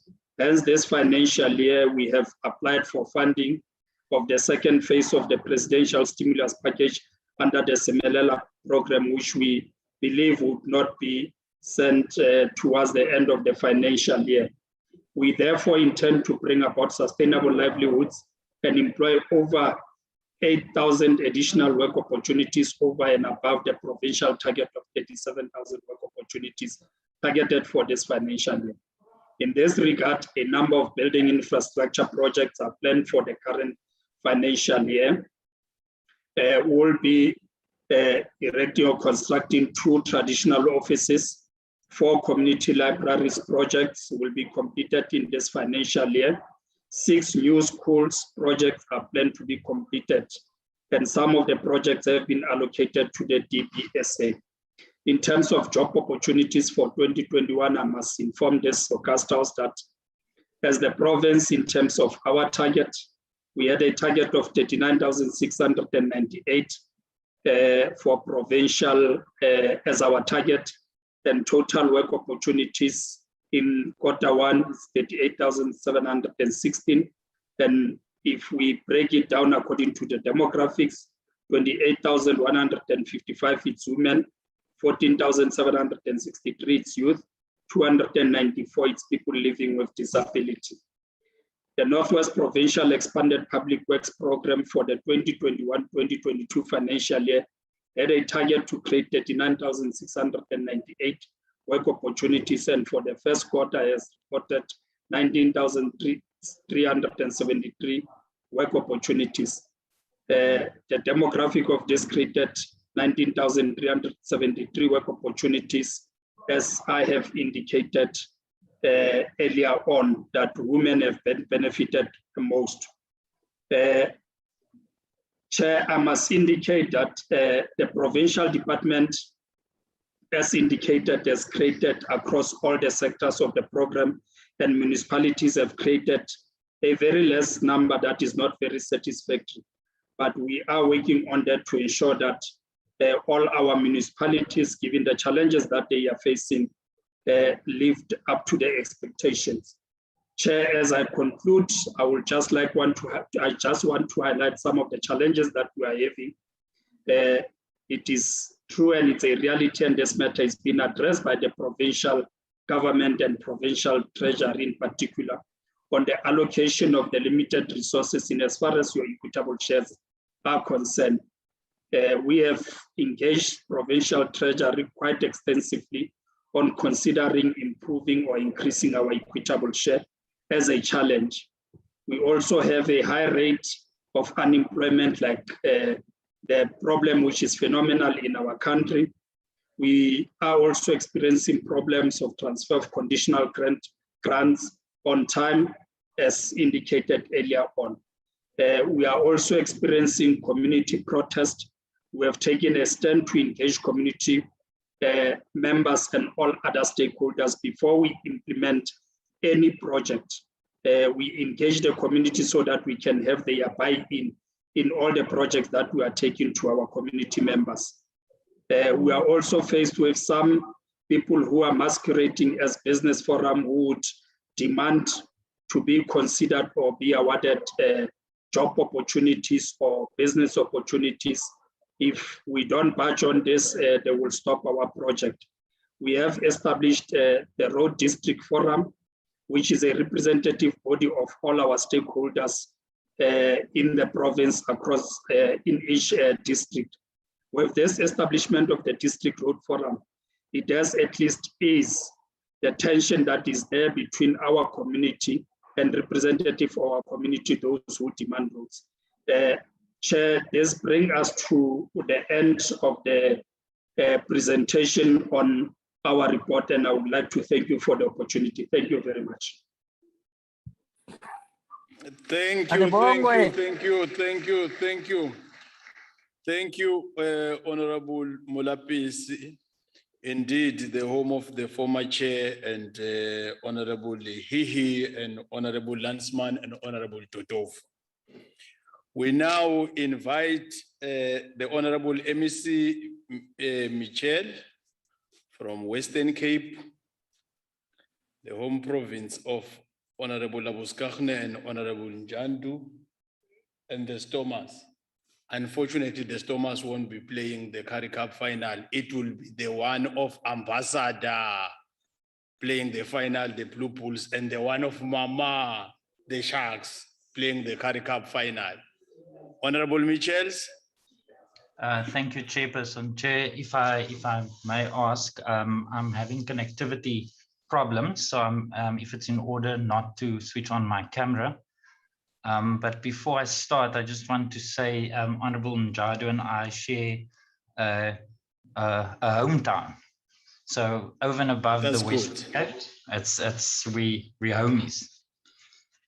Honorable Chair, honorable members, delegates from provinces, Honorable Minister, Honorable Deputy Minister, I think let me first say thank you for this opportunity to address the NCOP on this very, very important discussion with regards to infrastructure development, but particular with reference to the National Infrastructure Plan. I think the inputs from all my provincial colleagues is best testament of how, as a country, we need to accelerate infrastructure development in our country. Chairperson, the National Infrastructure Plan 2050 identifies 4 mission-critical areas of focus, which is water, energy, freight, and digital communication, as well as 5 cross-cutting themes focusing on the regional agenda for infrastructure, which includes finance, strengthening institutions for delivery, rebuilding the civil construction and supply sector, and the approach to monitoring and reporting these infrastructure development programs. Chairperson, with your indulgence, I'm going to do my submission and presentation under three subheadings, which is 1, infrastructure being the key enabler, infrastructure as part of the ecosystem, the long-term planning as the Western Cape government, but also the challenges that we are facing in this industry. Order, Chair. Hello? Chairperson, it's only fair that we see the face of a person who's presenting. Honorable Mokause, we are out of, Honorable Mokause, I'm not even going to allow you to finish. The Honorable MEC Michel started by apologizing in terms of the problem of the network. So you can't be calling a point of order, and I've made a ruling about that. Can you please allow us to continue? Honorable Michel, we are protected. Can you continue? Thank you very much, Chairperson. Chairperson, the delivery of fit-for-purpose infrastructure at the requisite standards remains a key enabler of economic opportunity, representing a critical interface between the citizen and the government in terms of our service delivery mandate, and a pivotal instrument of redress. However, Chair, when not delivered at the requisite standards, when poorly conceived or not maintained, infrastructure represents a burden not only to the current fiscus, but also for generations to come. The focus of the National Infrastructure Plan on 2050 on strengthening institutional frameworks cannot be overstressed. At the heart of conceptualizing of infrastructure, our public servants are deeply committed to the betterment of the people, and at the core of its successful delivery is the component of supply chain, the technical competencies and the capability, and a budgetary system that takes cognizance of the life cycle of the asset.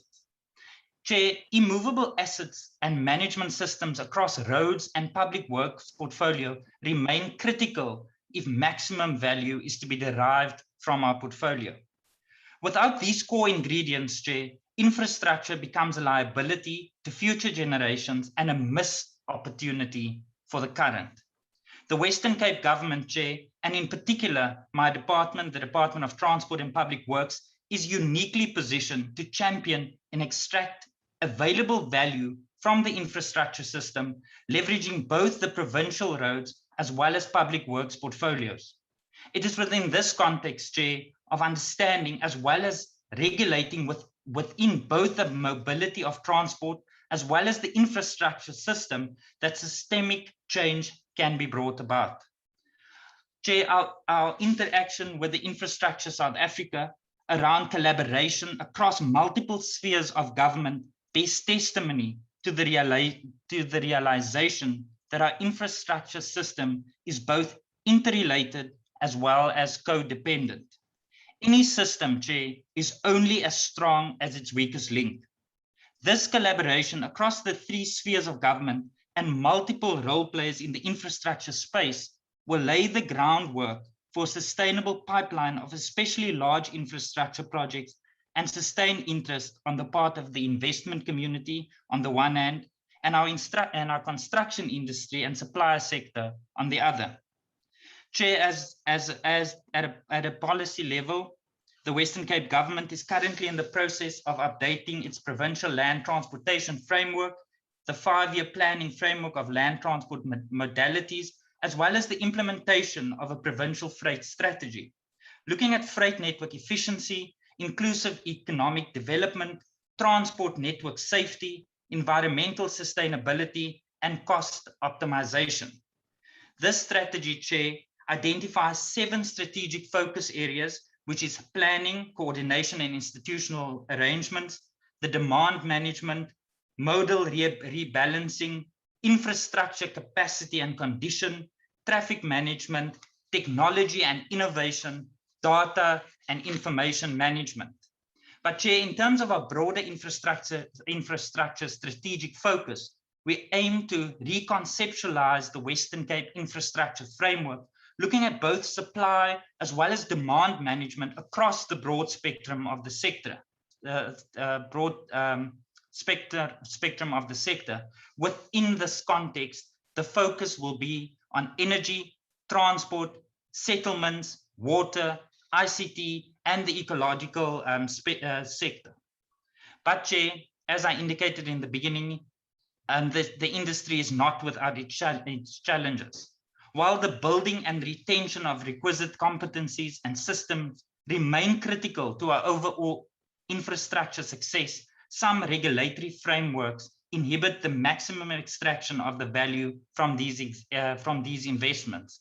For instance, within the roads construction, Chair, the categorization of gravel borrow pits through legislation as a mining activity is negatively impacting on our gravel road program, which is a key enabler of the rural economy and agriculture. From an employment creation point of view, Chair, more flexibility could open up opportunities for the employment of workers for short periods of time, putting desperately needed money in the hands of the unemployed. Chair, in closing, I'm sure that we all look and took serious the note of the release on the 9th of August of the report by the Intergovernmental Panel on Climate Change called Climate Change 2021, with its stark challenges to the construction and maintenance of infrastructure. The NIP 2015 alerts us to these challenges, Chair. The Climate Change 2021 report lays these challenges out for us. How we respond, Chair, will help shape our success in the infrastructure space. I thank you. Thank you, Honorable MEC Michel. Honorable members, we are done with the inputs from our respective provinces. It will give no harm to go to do another good round of applause when all provinces are represented by all the respective MECs, including the department by both minister and deputy minister. Now we're getting to the question and answer session. Honorable members, can we engage the presentations from the provinces? Okay. From Gauteng province. Yes. Thank you, Chairperson. Honorable Rider. Yebo, thank you, Chairperson. Now, Chair, my question goes to MEC Motara, specifically relating to Gauteng. And I think, like the National Department of Public Works, the Gauteng Department of Infrastructure also has lost the trust of the user departments, generally speaking. And many of them are turning to private entities to fill that particular gap. And I think that MEC Motara herself is on record recently saying that, and I'm going to quote her here, if we were really to comply with the letter of the law, all of our hospitals should be condemned. So it's pointing to the fact that the occupational health and safety in many of the facilities around Gauteng leaves a lot to be desired, and that there's not sufficient capability, and certainly the property management capabilities within the department don't really exist, which leave us with situations in both the public and private sectors, like with the Bank of Lisbon fire, where inspections are not happening, maintenance is not happening, and the provincial department is left wanting in this regard. We're left with asbestos schools. In spite of the massive influx of people that the MEC spoke about herself, we've got old asbestos schools that haven't been addressed, and now we're putting up temporary schools instead of putting up permanent schools. MEC, really, I want to know about what are we doing to fix the current situation? And I understand that there's developments that you've mentioned in your presentation, but what are you doing to fix the current problems? Charlotte Macheke Hospital, the lack of ability of government to perform its services because of the growing population, There's not enough new schools being built. We've got the double-decker and the Galulis intersection, which are hopelessly under overcapacity and blocking what is essentially the economic hub of South Africa. What are you doing to fix these current things, just in terms of maintenance, and then to make space for the influx of communities? Thank you, House Chair. Thank you, Honorable Dango. Yes, Chairperson, there's too many delegates from Gauteng here today. Full house. Having said that, Chairperson, I think if my question is to the MEC from Gauteng, can we cope with the flow? Can Gauteng cope with the flow of people inwards from other provinces, from other countries, at the rate that we're actually getting people in? Is it possible to budget forward to take care of that? And is it possible to look at how you can actually create the kind of infrastructure that you've not budgeted for, and people will be flowing in? Thank you very much. Thank you, Honorable Dango. Honorable Khai from the virtual. You are noted, both of you. Honorable Khai. Thank you very much, Honorable Chair. My question goes to Comrade Madizel Ngujan, Eastern Cape. In terms of the draft National Infrastructure Plan, with regard to freight transport, it talks about that rail has an important role to play in a low carbon freight system. But it also goes on to talk about the split of freight transport between road and rail. But it looks like the more percentage will be on rail. So what I want to check is that a part of the economic development of the Eastern Cape is the issue of industrial parks. Already the province has 3, but I want to focus on the Dimbaza one. There's a rail line that moves from East London to Port Elizabeth, passes Dimbaza, where the industrial park is going to take place, is going to be established. But what you notice, Honorable MEC, is that between East London, that line is operational only up to Berlin, which is a small town. It doesn't go beyond Berlin to cover King Williamstown and Dimbaza. As part of revitalizing the economy of the Eastern Cape, shouldn't therefore that there should be an engagement with the national government, so that that rail between Berlin and Dimbaza is refurbished, so that the goods that will be coming from the industrial park to other areas could be done through a rail system or network. Thank you very much. Thank you, Honorable Khai. Honorable Dutoit on a virtual platform. Thank you, Honorable Chair. Honorable Chair, I've got 2 questions. One is for the MEC Mulapisi of Northwest. I want to thank him for acknowledging the 365 million rand that's been availed for the repair of rural roads. We've been sitting with a huge problem with farmers not being able to get their produce to the market. And if we could maybe receive a confirmation that those funds will be spent in the totality in this year, since there was underspending for various reasons in the previous years. And then to the MEC of Gauteng, could you please tell us what the current situation is with regards to the repair of traffic light infrastructure on the N12 R558, the Morocco Bypass? That's the intersection at Lenasia and Soweto that has not been working for quite some time. I know I'm throwing the blanket out quite wide, but this is a matter of great concern since it is one of the major lines through the country. Thank you, Chair. That's all from me. Thank you. Honorable Zandamela on a virtual platform. Honorable Zandamela. No, thanks, House Chair. My questions goes to MEC Mpumalanga Lachmina Rain. MEC,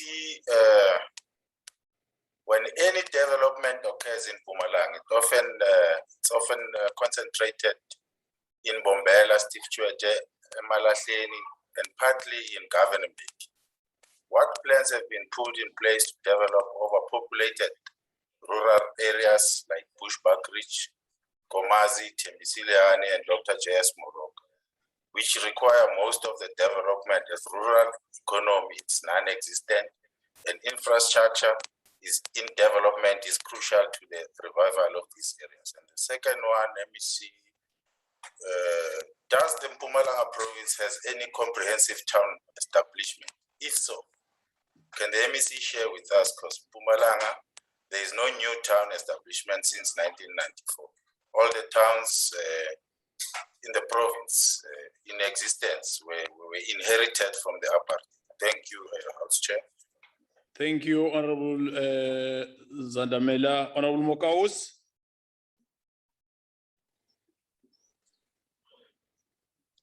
Thank you, Chairperson.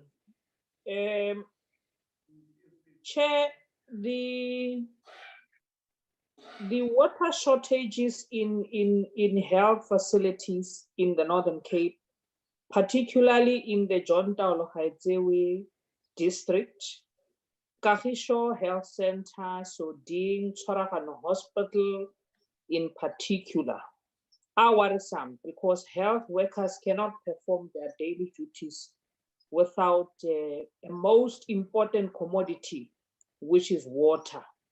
It was previously falling under the health department in the structures office, but this is the competency of the public works.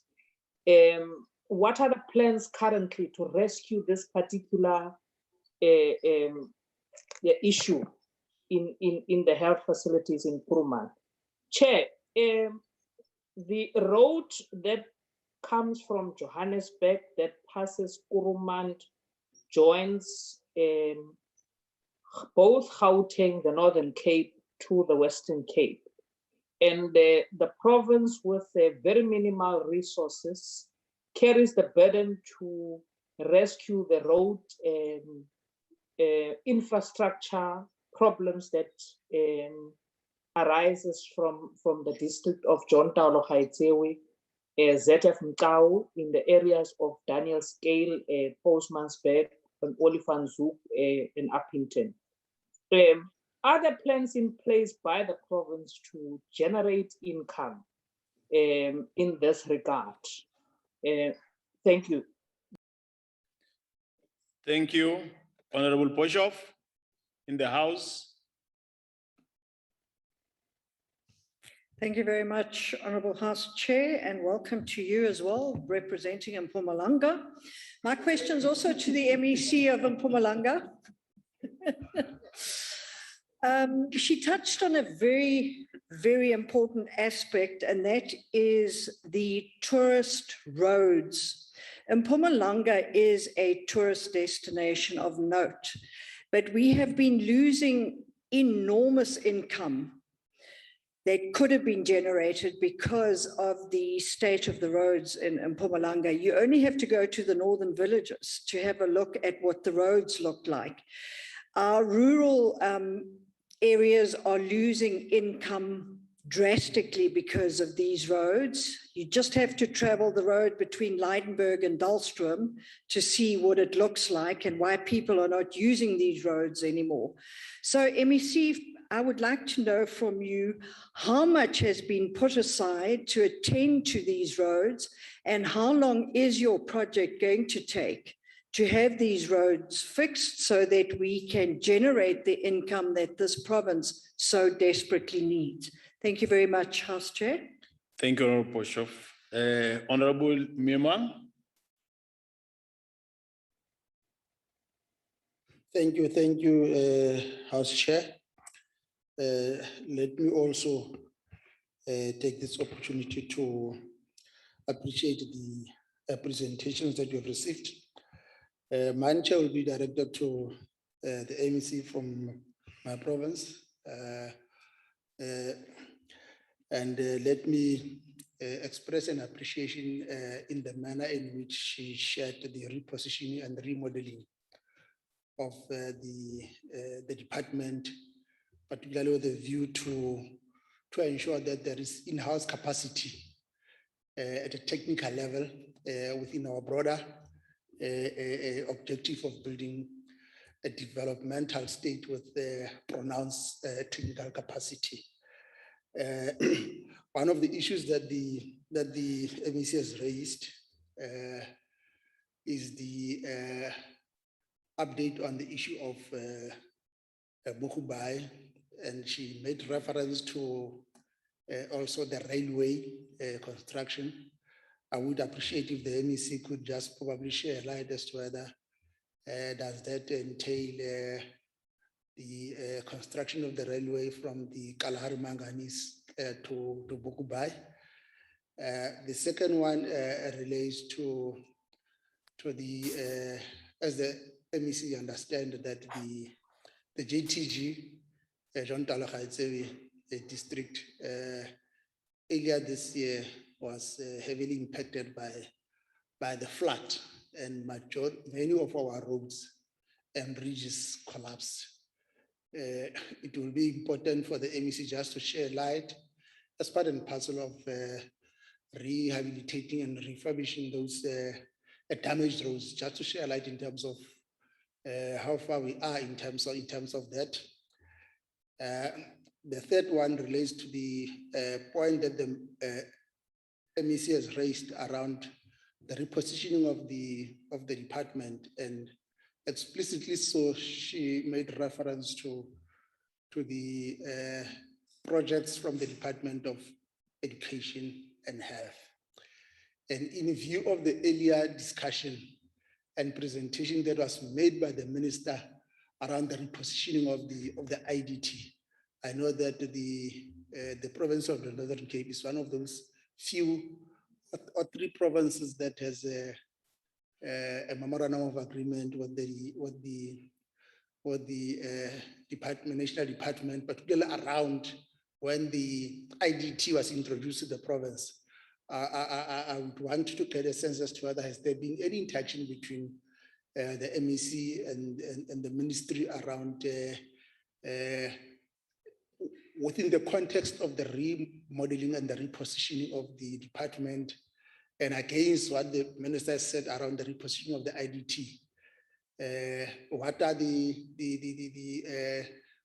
the areas that probably could be exploited around cooperation with a view to also strengthen the social infrastructure work that will be done by the IDT.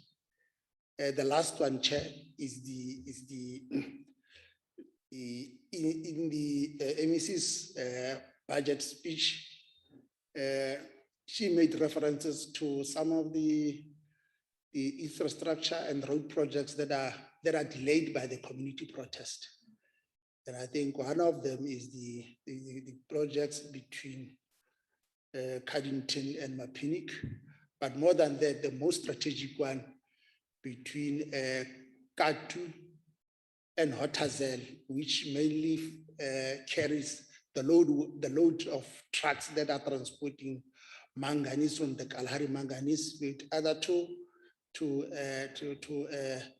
Saldanha, Richards Bay, or Port Kruger. How far is the department in terms of containing those community protests, because they delay the rolling out of the infrastructure development program? Thank you, House Chair.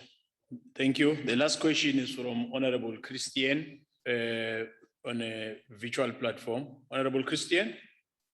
Thank you, House Chairperson. House Chairperson, this is a question to the Northern Cape MEC. Now, MEC, the Solplaatje municipality has completely failed the residents in that area due to all 7 sewage pumps in the area and in the surrounding area being broken for a number of years now. Additionally, residents in White City, Rodepan, their homes have been flooded. due to this ongoing collapse of the sewage pumps. Now, my question is, what is the MEC doing to assist the Solplaatjie municipality in this regard to see to it that those 7 sewage pumps are up and running? It's causing massive devastation in and around Kimberley, and the residents are literally being swallowed up by sewage in that area. Additionally, MEC, due to that complete disintegration of those sewage pumps, the R31 road between Kimberley and Daniel Scale is also on the verge of collapse because of the sewage that is overflowing over the road. And what is the MEC going to do to salvage this road, as it is a main thoroughfare for both daily commuters as well as the trucks from the mines from Kuruman and Katu, etc. As I said, that road is on the verge of collapse. It's going to cause a massive, massive financial and huge burden on the residents in and around Kimberley and the surrounding smaller city towns there. Thank you very much, House Chairperson. First response. House Chairperson. Honorable Mokaos. House Chairperson, my apologies. May you just allow me to pose just one more question? I know we're not going to get a bite for follow-up. If I may, Chair. Okay. Chairperson. Let me give you Christmas, early Christmas. Chairperson, there's a road between Ditakong, which links a community called Ditakong and Kuruman town, the business hub of Kuruman. That road has been in tatters for quite a long time. There was a time of Mayor Premier Dipuo, during the time of the then Premier Mrs. Lucas. What is happening around that road, where the service providers which were given tenders to work on that road punished, because it is quite a very long stretch of road, and the communities are still crying over that road. That road, you can't travel on it. The other issue is the issue of government mortuaries.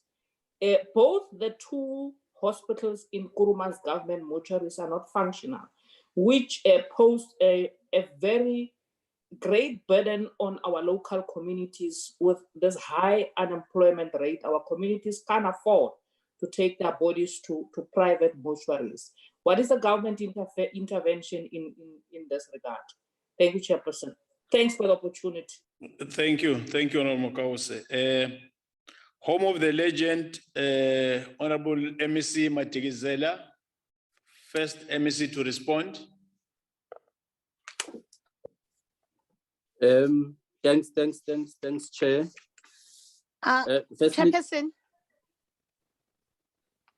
Chairperson? Yes. Yes, it's Member Lutul. I had my hand up. No, Honorable Tuli, your hand was not up.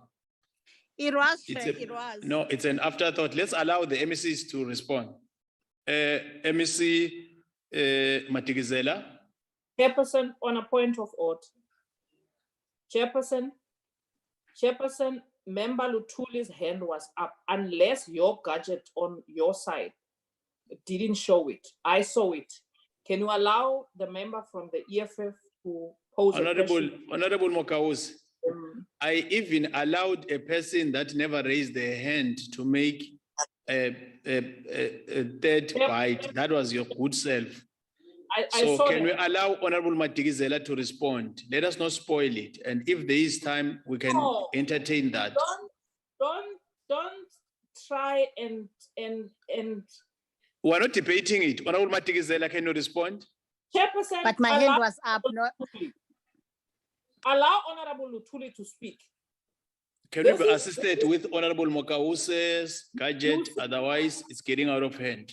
Let's have Honorable Matigizela. Thanks, Chair. I think firstly, let me admit the rail network in the province is generally collapsing. We've not really given much attention. But in light of the new infrastructure rollouts that we are doing, and it is one of the key priorities. For instance, Transnet is doing some rail upgrades in Motherwell at Gqeberha, even the one between Dimbaza and Alice, Ben Berlin. We are engaging the national to assist. Long-term plan to link between Port St. John's, the harbour that we will be doing there, and East London. So generally, it will be the next phase. Point of order, Chair. Point of order, Chair. Honorable Hot Chocolate. Honorable Nana. Yes, you are recognized. What's the point of order? Chairperson, I'm terribly sorry for interrupting the MEC. He has mentioned a name. I think he said Gqeberha. I wanted to check where is that in the Eastern Cape. Thank you, Chair. Honorable Nana, let's allow Honorable Matikizela to call it properly. Can you continue, Honorable Matikizela? Yes, thanks, Chair. So as I was saying, part of what we are doing, the infrastructure rollout, in participating in, we call the president, whilst we'll be doing a harbour in the smart city in Port St. John's, we'll also be linking, upgrading the rail network, like the N2 that we are doing, plus also the rail network. So I want to affirm and to agree with the honourable member, we will be engaging the national government in assisting us to upgrade and maintenance of our rail network. Thanks, Chair. Thank you, Honorable Matikizela. Honorable Motara, Gauteng Maboneng, Gauteng Province.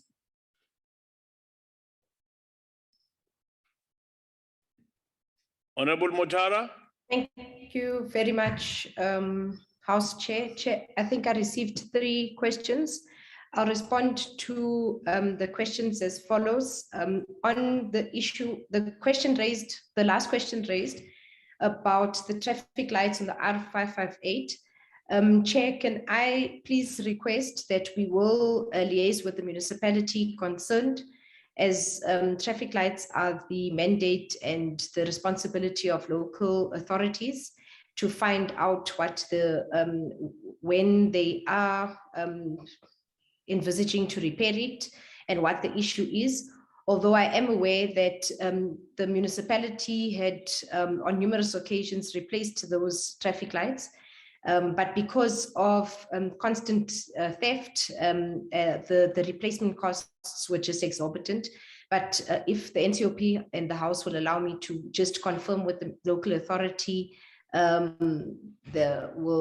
we can come back to confirm. On the issue related to Honorable Dango's question, and thank you very much, Honorable Dango, I think the solution is not to continue to build new infrastructure, because that can't be the solution. The solution, of course, needs a lot of integrated work. We've got to look at, for instance, what are the reasons for the influx into Gauteng. Gauteng on average receives, for instance, every year at the beginning of the schooling year, receives on average 100,000 new pupils every year that have not registered to enter the schooling system. Of course, even if you plan and you have enough schools, that influx will always place pressure on the education system. And our healthcare system is in the same situation. We have many hospitals that cater for patients from neighboring provinces and even neighboring countries. So to be able to address the problem is to be able to actually go into what the root cause of the problem is and address that first. So it does need an integrated approach, and even an integrated approach beyond our borders. And then the response to the hospitals, I think in my presentation, I did speak about the historical context of the reduced budget on CAPEX spending nationally. So whether it's in municipalities, whether it is in the province, or whether it is in national government, there has been over a considerable amount of period reduced spending and reduced funding for CAPEX projects. And this has also resulted in the fact that one, the influx of the population growth annually, every single year, and possibly even every single day to the province, has placed a strain on the infrastructure. That's the historical, so a hospital that was built generally to cater for between 4,000 to 5,000 patients now can cater anything up to 10,000 to 15,000 patients at a time. So the infrastructure is not built for, fortunately and unfortunately in the public sector, because it's a constitutional imperative, we are not allowed to turn any patient away. So you would have capacity, for instance, in a hospital at 120%, at 115%, meaning that it is overflowing. What we are doing to address the condition of the hospitals in particular is to roll out what we are referring to as occupational health and safety response to all our hospitals. We did condition assessments on all 32 hospitals. Those 32 hospitals gave us the current rating standards of all the hospitals, and based on that, and as well as the budget available, we then looked at which were the worst in terms of the rating, but also which were in much need of upgrades because of the pressure that the hospitals face. Due to budgets available, we will start with 14 of the 32 hospitals and incrementally address all the hospitals to make sure that they are all OHS compliant.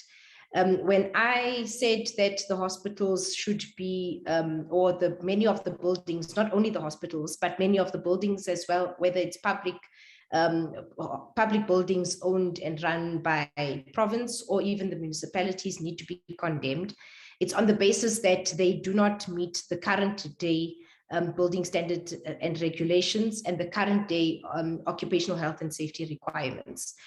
Be that as it may, those hospitals, our hospitals are structurally sound and they will not collapse on any patient, and areas that have got structural integrity issues are not in use in each of the facilities. Thank you very much, Chair. Thank you, Honorable Mutara. Honorable Lashmina Rain from Mpumalanga Province.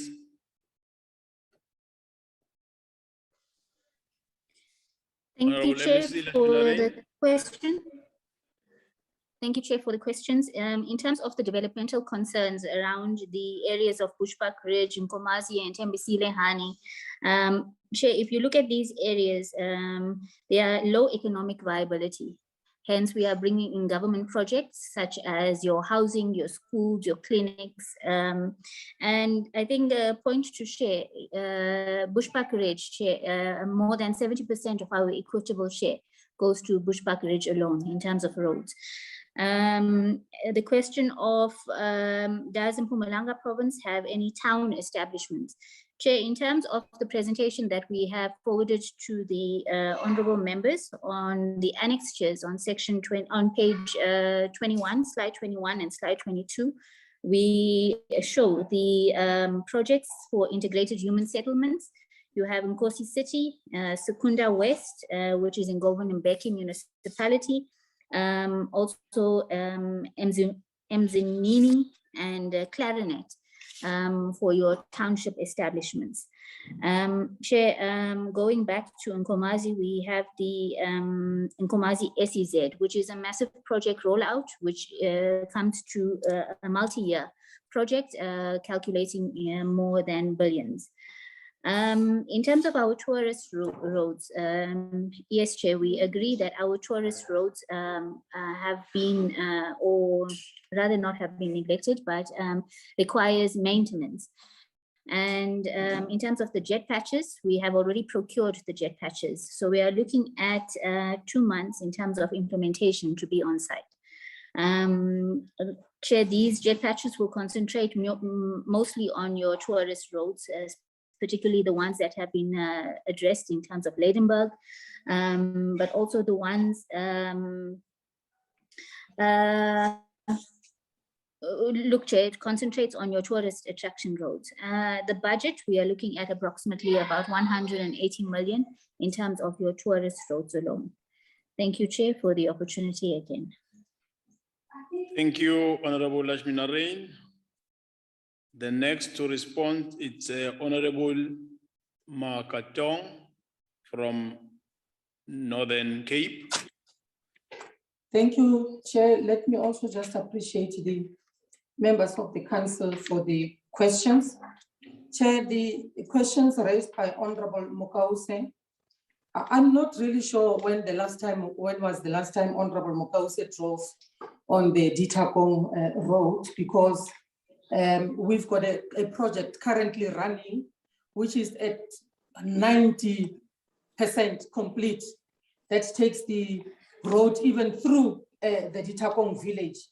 So from where I'm sitting, Chair, I can confidently indicate to the council that the road from the N14 to Ditakong is quite drivable and of a quality standard. Chair, we are just an implementing agent for client departments. Now, let's say if the Department of Health does not prioritize maintenance of the Kahisho Clinic or the maintenance of the Chwarahano Hospital, what we as Roads and Public Works will be responsible for is where we would have gotten the instruction from a specific sector or client department to execute. So if it's not within our mandate, it's just unfortunate, Chair, that what we can do is to convey the message to the Department of Health to indicate what the view of the council is on these two facilities. Chair, the issue around the R31, whether there are any plans to generate income. Our mandate is not to generate income from the usage of these roads. But I know for a fact that the Department of Transport has got processes underway in planning for the way bridges #1 along the the manganese corridor, which affects the R31 and the R325 road from the N14 to Postmasburg right through to join the R31.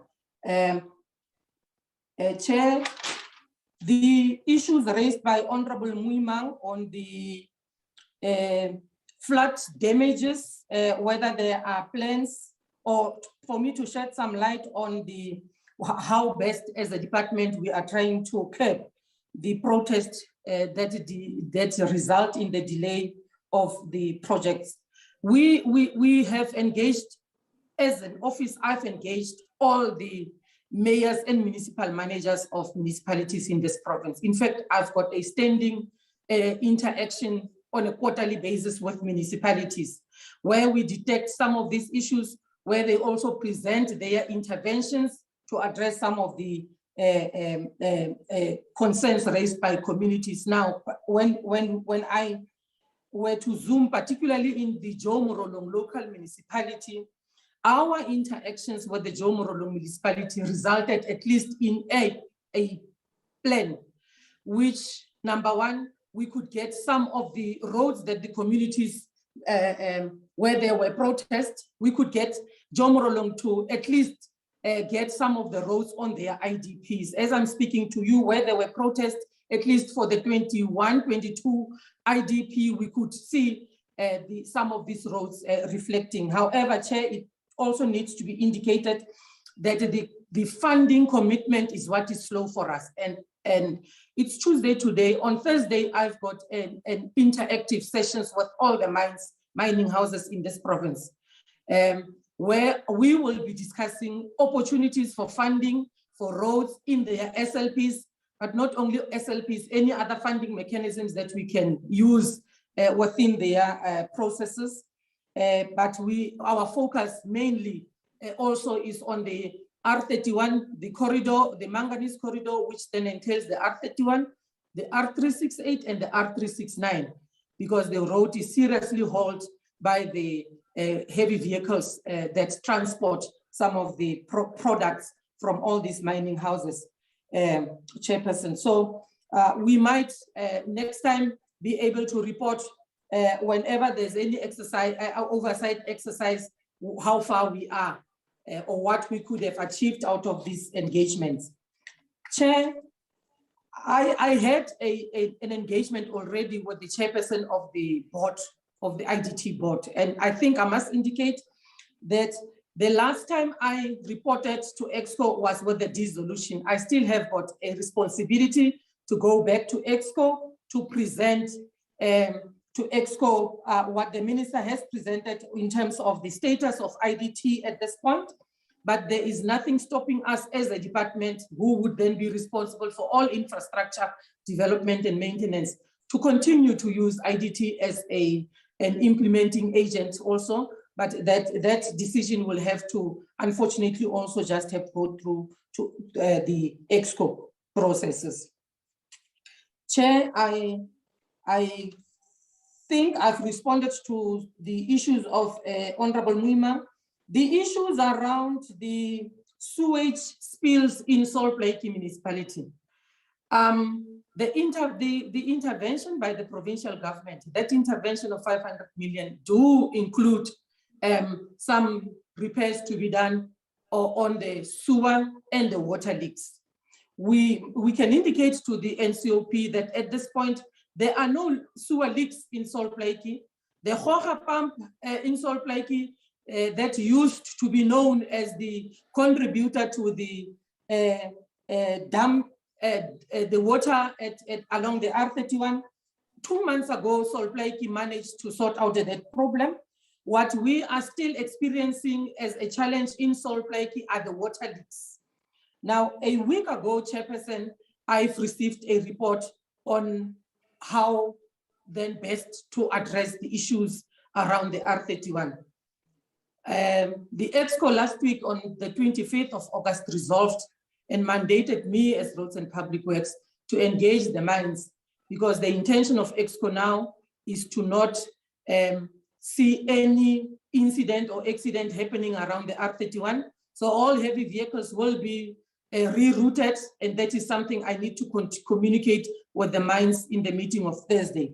But not only the rerouting of the heavy vehicles, Chairperson, but we are working now on a plan to lift the road where the water is now dumping along the R31 between Kimberley and Buckley West. And that is the report I just received last week.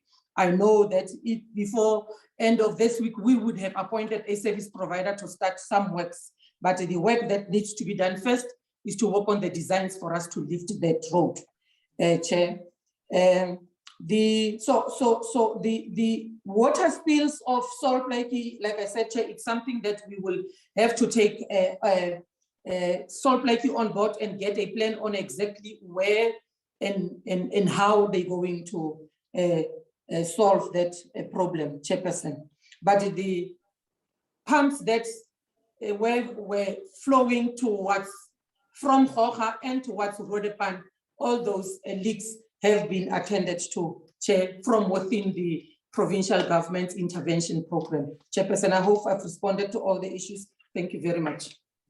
Thank you, Honorable Makatong. Honorable MEC Mulapisi, the questions by Honorable Detroit. Thank you very much, Honorable Chair. Chair, I am not sure if there was any specific question asked by Honorable Detroit. My understanding and listening to Honorable Detroit, she was just appreciating the fact that for the first time in the history of the department, we managed to spend the budget. And there was also the second point that he raised, was an appreciation on our response to the affected flood damaged roads, which we said that they were 82 and they were all attended to with the true amount of 36 million. That's how I understood the input of by the honorable member. I'm not sure if there is any specific question. Thank you very much, Honorable Chair. Thank you. Let me quickly take Honorable Lutuli, the only one that I left that raised the hand after we started with MECs. Honorable Lutuli. Honorable Lutuli. Thank you, Chairperson. Can I have my video off, please? Umbuzo wami ene ubumayilana sine eKZN sinomgwaqo osuka eVerulam oya eNdwedwe weprovince. Ubuza muphi MEC.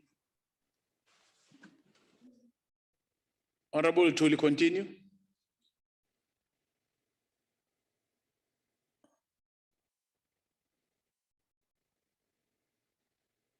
Lutuli, we are protected.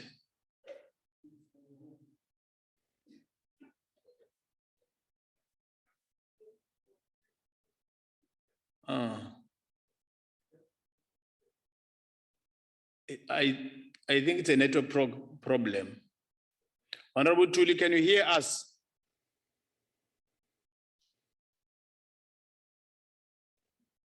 It's lost.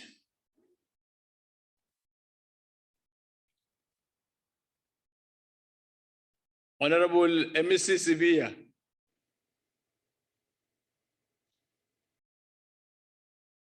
Honorable MEC Sibia. KZN.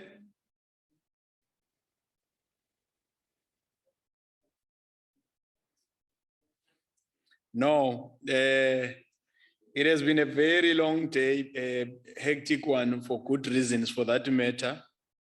Honorable members, MECs were able to deal with questions raised by honorable members in the chamber and those connected virtually.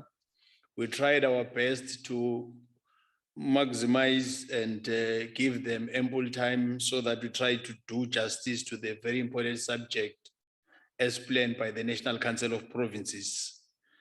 I will now invite the MEC, not the MEC, I'll now invite the Chief Whip of the National Council of Provinces, Chief Whip Ntate Mohai, to deal with the accelerating the implementation of the infrastructure plan to create employment opportunities and address the special and socio-economic imbalances facing our nation. Honorable Ntate Mohai.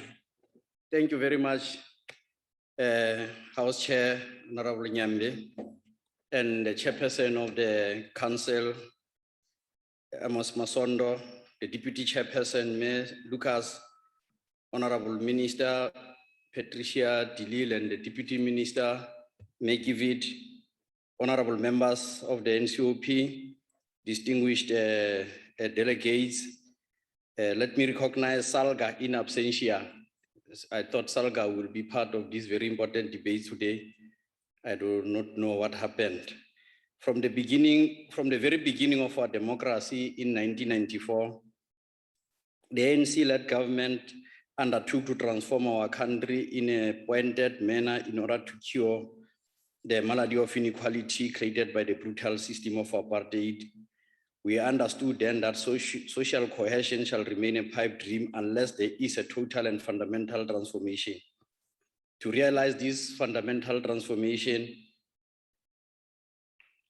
our government set out to achieve the following, amongst other things: to grow the economy and create employment, to accelerate infrastructure development as a key driver of investment. At the core of this is located an appreciation of the crucial nature of spatial transformation and seamless integration of our economy across our 9 provinces, particularly between rural and urban areas. And we have had MECs from respective provinces sharing the economic master plan, but at the heart of it, infrastructure plan to serve as a catalyst for growth. Most importantly, infrastructure plays a central role in integrating our economy with the rest of the continent and even the world.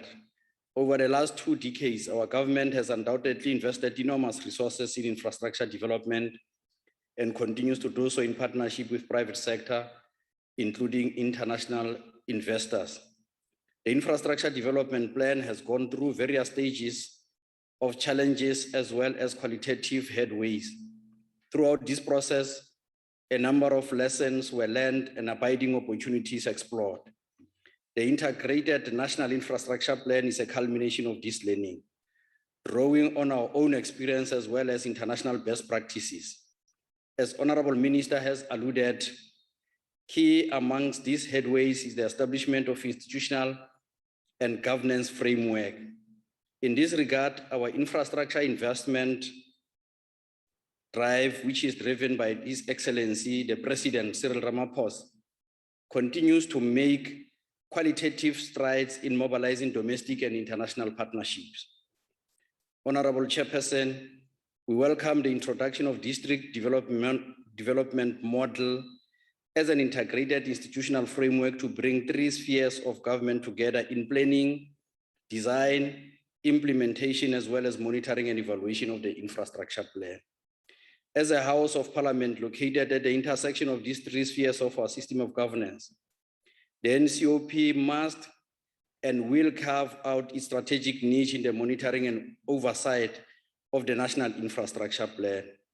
We must and will pay attention to how national infrastructure plan builds capacity and facilitate transfer of critical skills to municipalities across our country in order to enable local sphere of government to leverage local economic development. It is our view that the district development model will go a long way towards realization of this goal. However, we should guard against the tendency by national and provincial government of imposing obligation to local government without necessary support, both during implementation of the project and subsequent maintenance. Our experience is that this always results in most projects collapsing due to poor management and maintenance.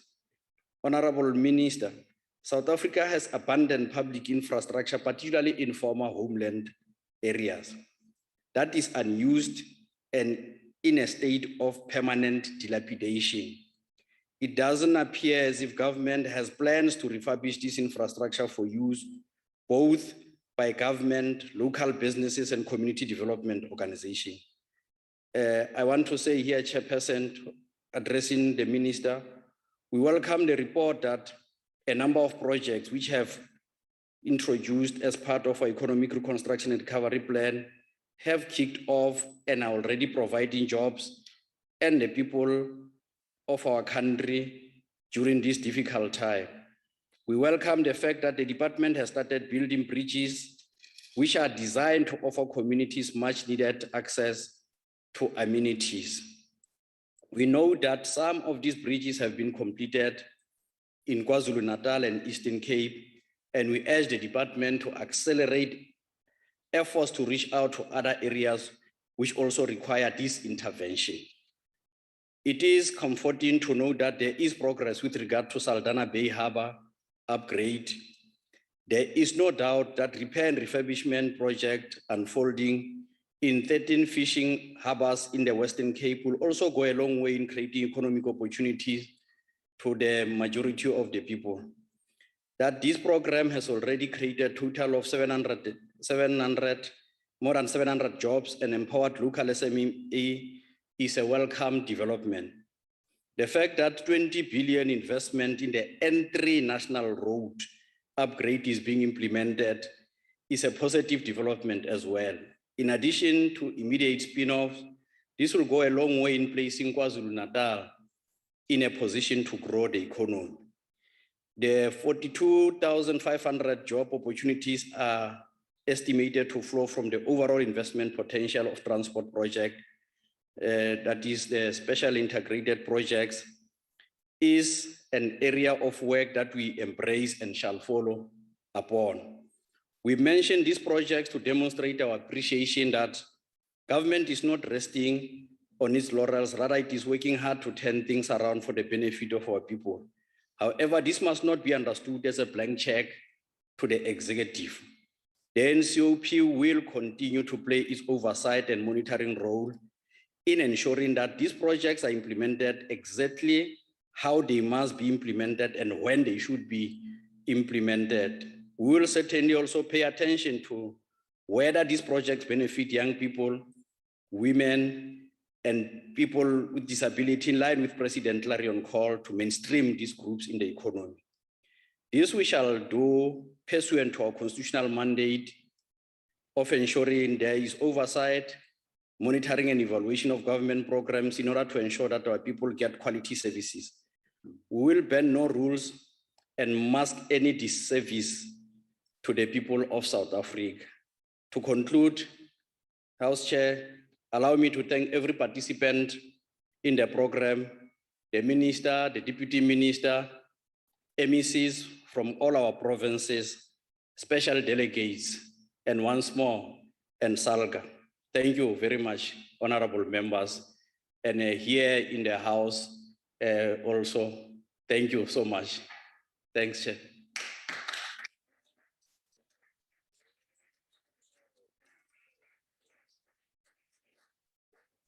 Thank you. Honorable members on a virtual platform, Minister, Deputy Minister, MEC, special delegates, members in the chamber, I won't be spoiling the good concluding remarks done by Chief Whip. That's done for the day. Thanks a million times, everybody. Thank you. The House is adjourned. Thank you, Chair. That's what we want to hear. Thank you, Chairperson. Thank you, Chair.